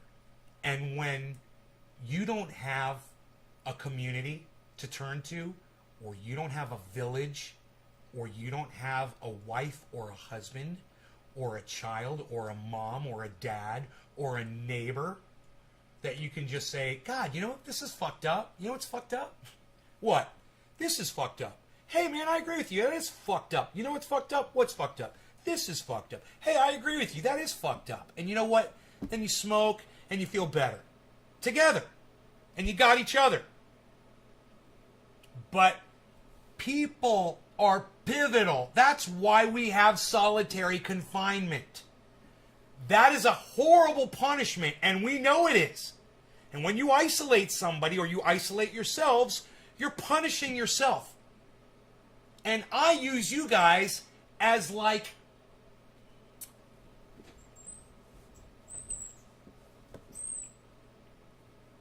a crutch. So I don't have to be around real people, risking catching COVID and having to exercise social distancing and not getting hugs and, it sucks. I miss the hugs, man.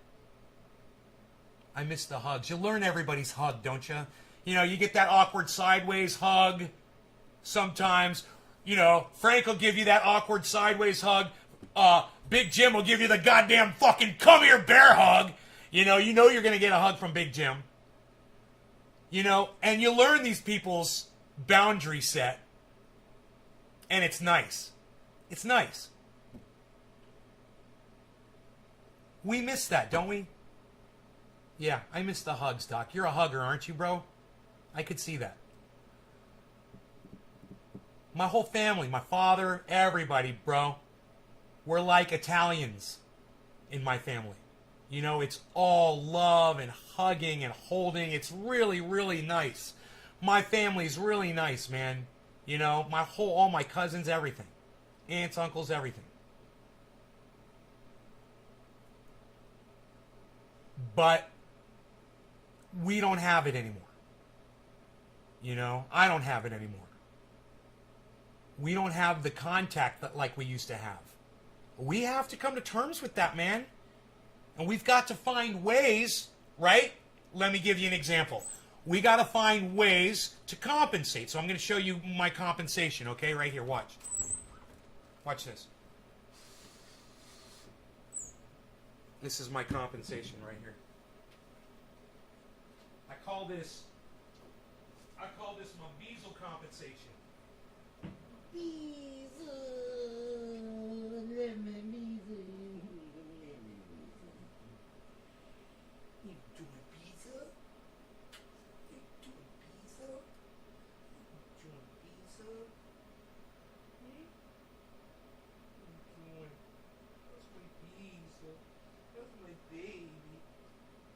I got kiss from my Beazle.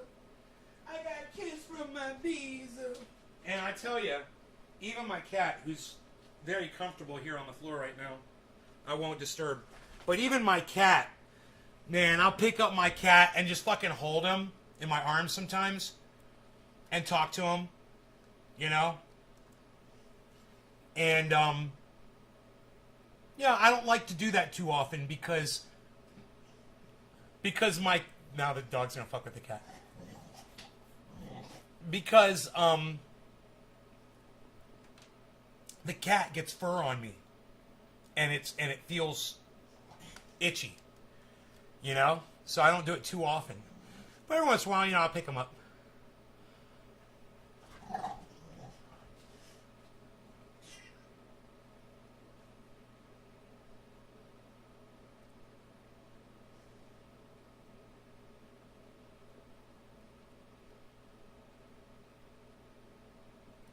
I like to watch them fight.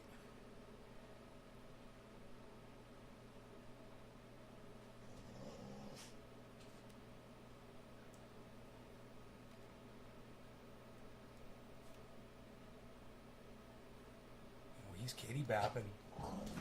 He's kitty bapping. Go get him, Rogie. Go get that kitty cat. Go get that kitty cat, Rogie. Where'd he go? Where'd Harles go? Go get Harles. Go get Harley. Where is he? Where'd he go? Rogie, where'd he go? Where's Harles at? Get that kitty cat. So I say kitty cat, and then he looks out the window. Because to him, Harles is more like his brother. And I say kitty cat, and he thinks there's a cat outside now. Rogie, do you think there's a cat outside? I say kitty cat. Want to go outside? Harles, you want to go outside with your brother? You want to go outside? Come on.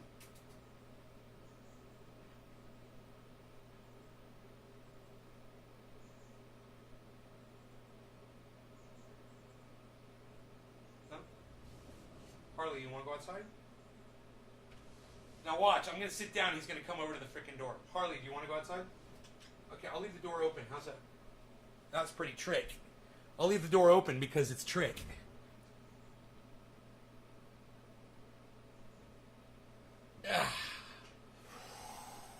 I've been watching you for a while now, says Margie Guttrell. Well, right on, Margie. Elizabeth says, aw. Yeah, I love on my doggy, and that helps me through my fucking days. You know, he sleeps with me, he walks with me, he rides with me in my car. And when I need a hug, he'll lay on top of me while I hug him. You know, and just it feels so good, you know, and I'm not getting that anywhere else. So it's great. Dogs can be really loving, you know. It's like they know, you know. There goes the cat.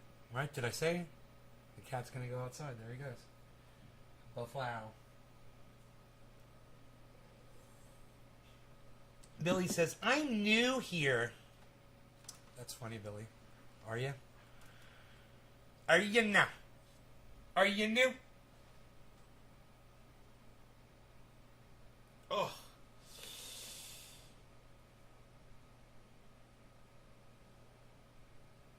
Oh, God. So Bitcoin made this this jump. Jumped up like 5% in value or something at some point.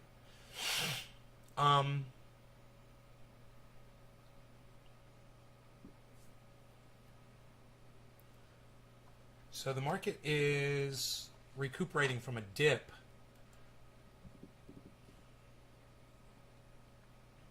That it had like a day ago, 2 days ago, something like that, 3 days, 4 days ago. It had a drop. But, man, it's making a really nice recovery, man. It seems like it's doing well. We'll see where it heads.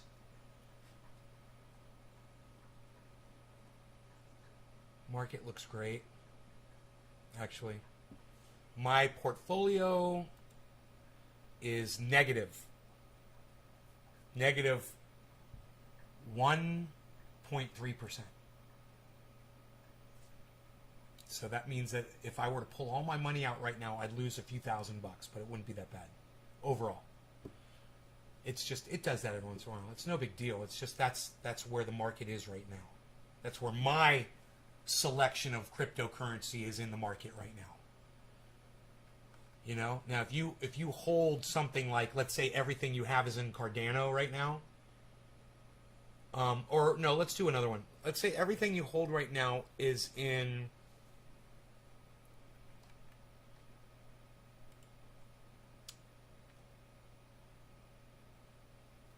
both Uniswap and SushiSwap are picking up. That is great. Let's say everything you hold right now is in Cellar Network, CELR, right? It's up 10% today. My overall holdings on it are up 267%. That means I've 2x'd on it, 2.5x'd on it, 2.5x'd on it, right? My buy-in on Cellar was 3 cents. It's at 17 cents now. So, I don't know why. Actually, if it's 3 goes into, that's almost 18. So that's like 6x almost. I don't know why it says, why 6x would be 267%. I'm a little confused about that when my average buy-in is 3 cents.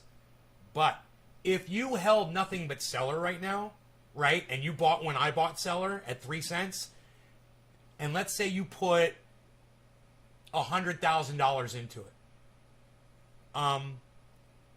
you'd have made like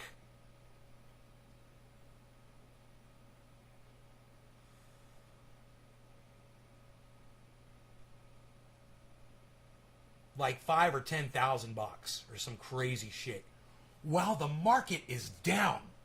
That's my point.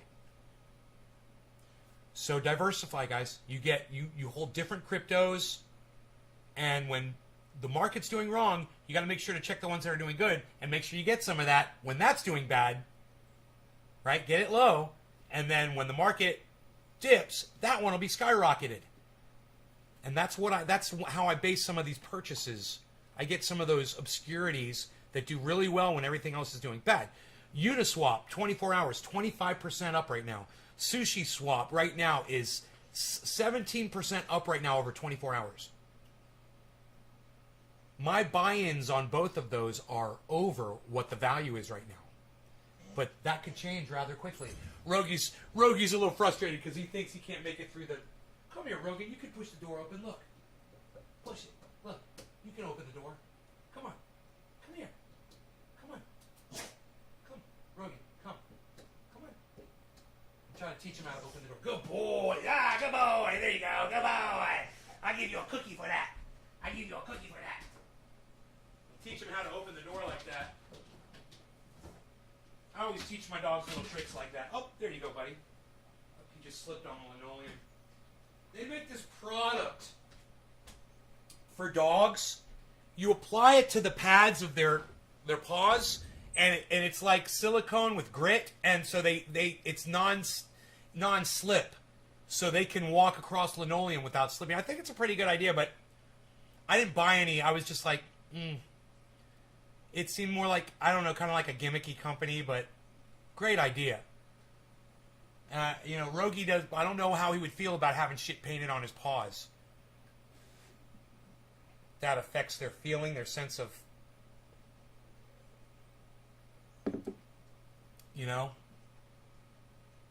So I was thinking just lay more carpet down in here. How is my garden doing? Let's check.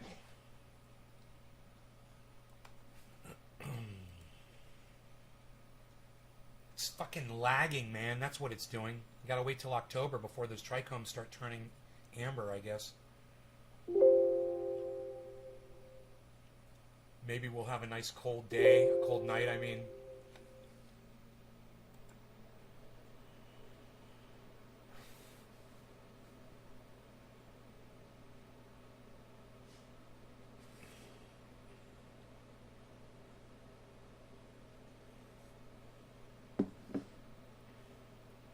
He just stood there. I used those on my last dog. He just stood there with one back and one front leg up in the air. Oh, you tried it? Yeah, I didn't know if that would bother Rogi, man.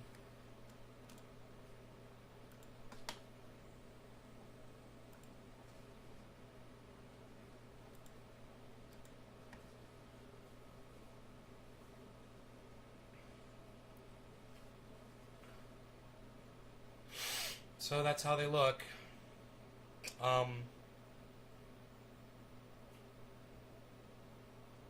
Pretty amazing, actually. I wish I knew what the strains were, guys. I would tell you what they were. Maybe when they get more mature, they'll have more of a smell that is identifiable. But right now, I mean, they all really do kind of smell the same. They all do kind of smell the same. But Big Jim and Frank said no, they smelled totally different. To me, they kind of smelled the same. So I'm going to go out and try again to smell them. And try to identify what the smells are like. And, check the trichomes again. I mean, I just did this, yesterday? Didn't I just check the trichomes yesterday? It's like, I don't want to check the trichomes every fucking day. But I wouldn't mind getting up on the ladder and check the trichomes up high, instead of down low, and just see if there's any difference up there. But that sativa, that thing in the front there, man, that thing's just going to take a long time. Sativas fucking take forever, man. They're slow to grow.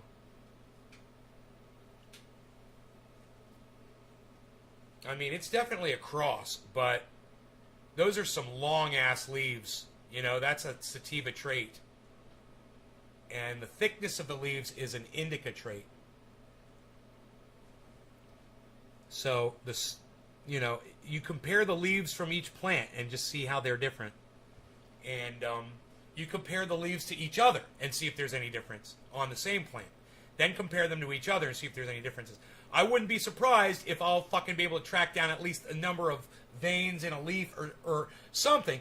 I was noticing one of them had a bunch of 5 leaves and another one had a bunch of 7 leaves on it. So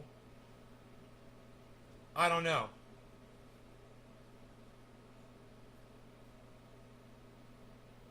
Have tried the Strain app where you take a picture of them? Holy shit, they've got that? Of the live plant? What? I'm going to my Play Store right now.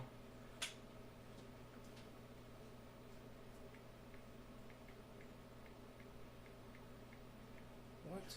Cannabis ID. Search. What?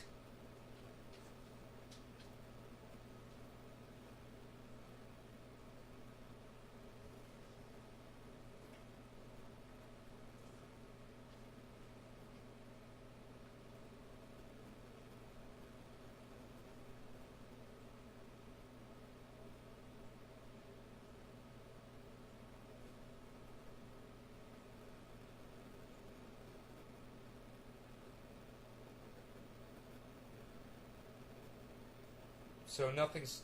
I can't get anything to come up with the word cannabis ID. You'd have to give me the name of the app, I guess. Oh, wait, here we go. Whoa! Whoa! Holy shit. A whole bunch of apps popped up, guys.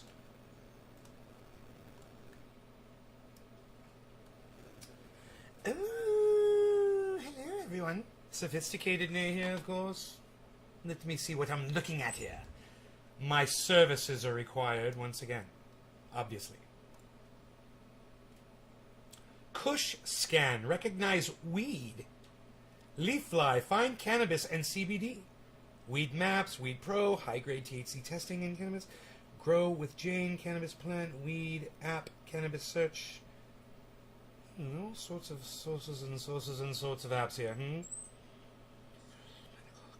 Let's see here. Kush scan. Recognize weed can. Cannabis pot THC online. 3.8. Ooh, 3.8 stars here. Doesn't work at all. I tried scanning at least 10 strains and it didn't pick up a single one, not even a secondary. You can't watch the video for the app. I took a picture of the same bud 3 times and it told me 3 different things. It doesn't work. Love such AI app for daily usage as Kush Scan. The app helps naming unknown weeds via direct shot, although loading something. Existing image takes forever. Good idea anyway. Yes, it's a great idea. Too bad it doesn't work. It's fooled a lot of people about this app.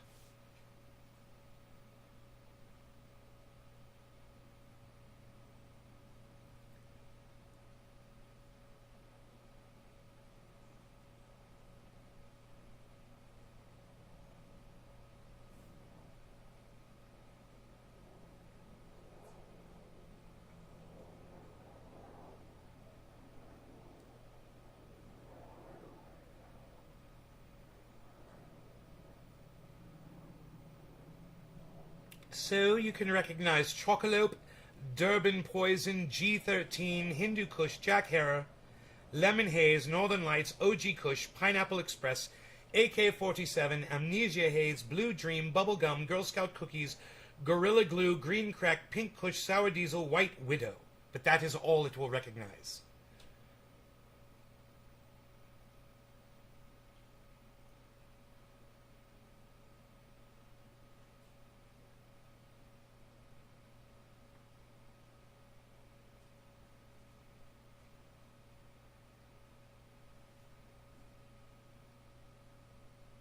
It doesn't say whether it live. It says dry Kush, so it's dead. It does not identify the live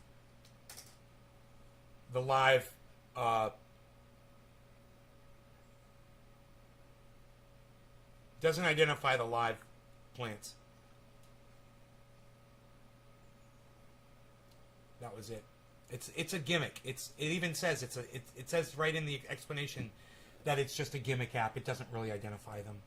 They put 20 different flat buds.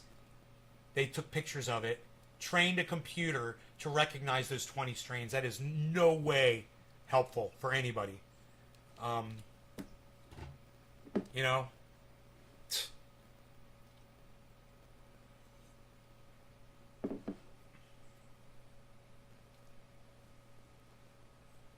Really? All right, Doc. I'm going to put that on Twitter. Thank you. Okay, let's get rid of this.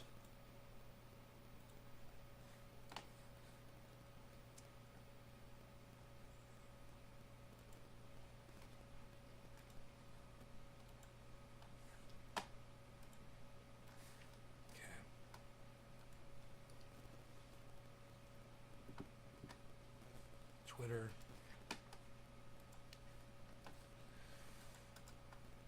Based.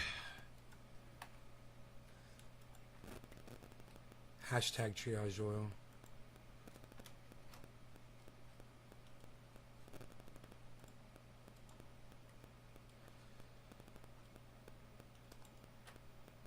All right. I tweeted it.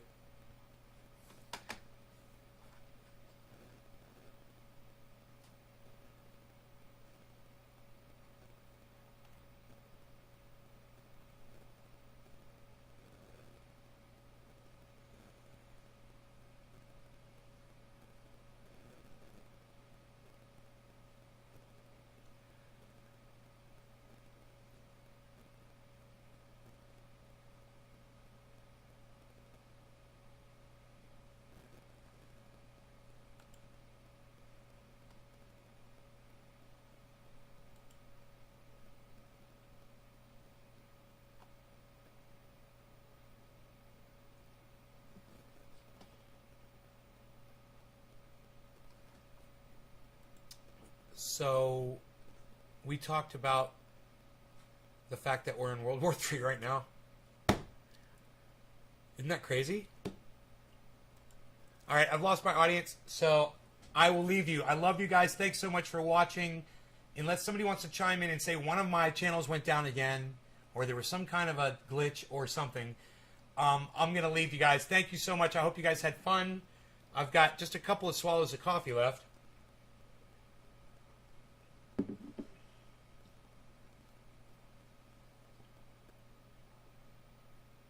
Right on, Jay.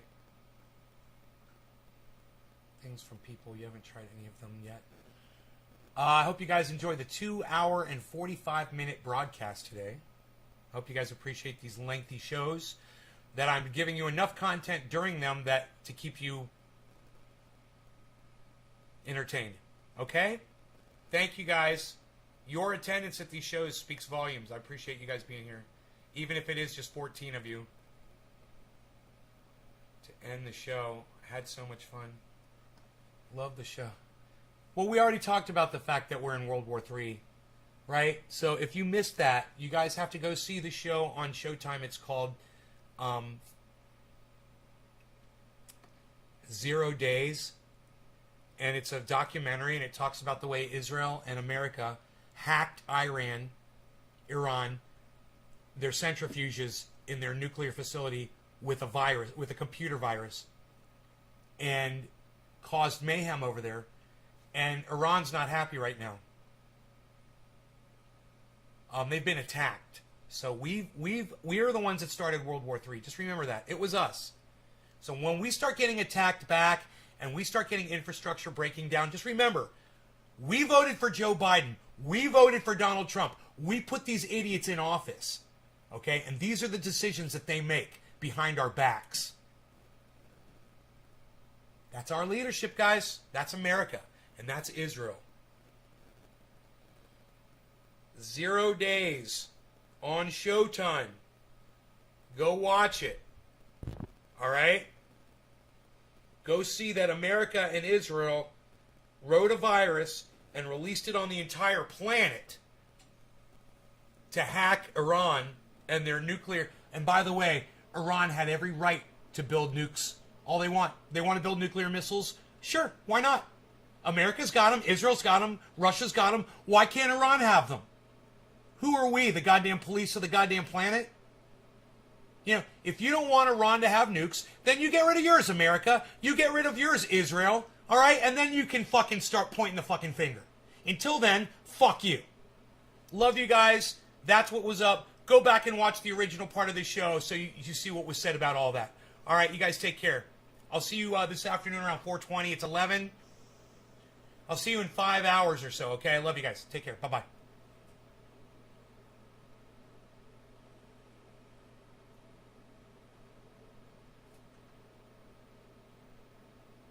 Thank you, Nick.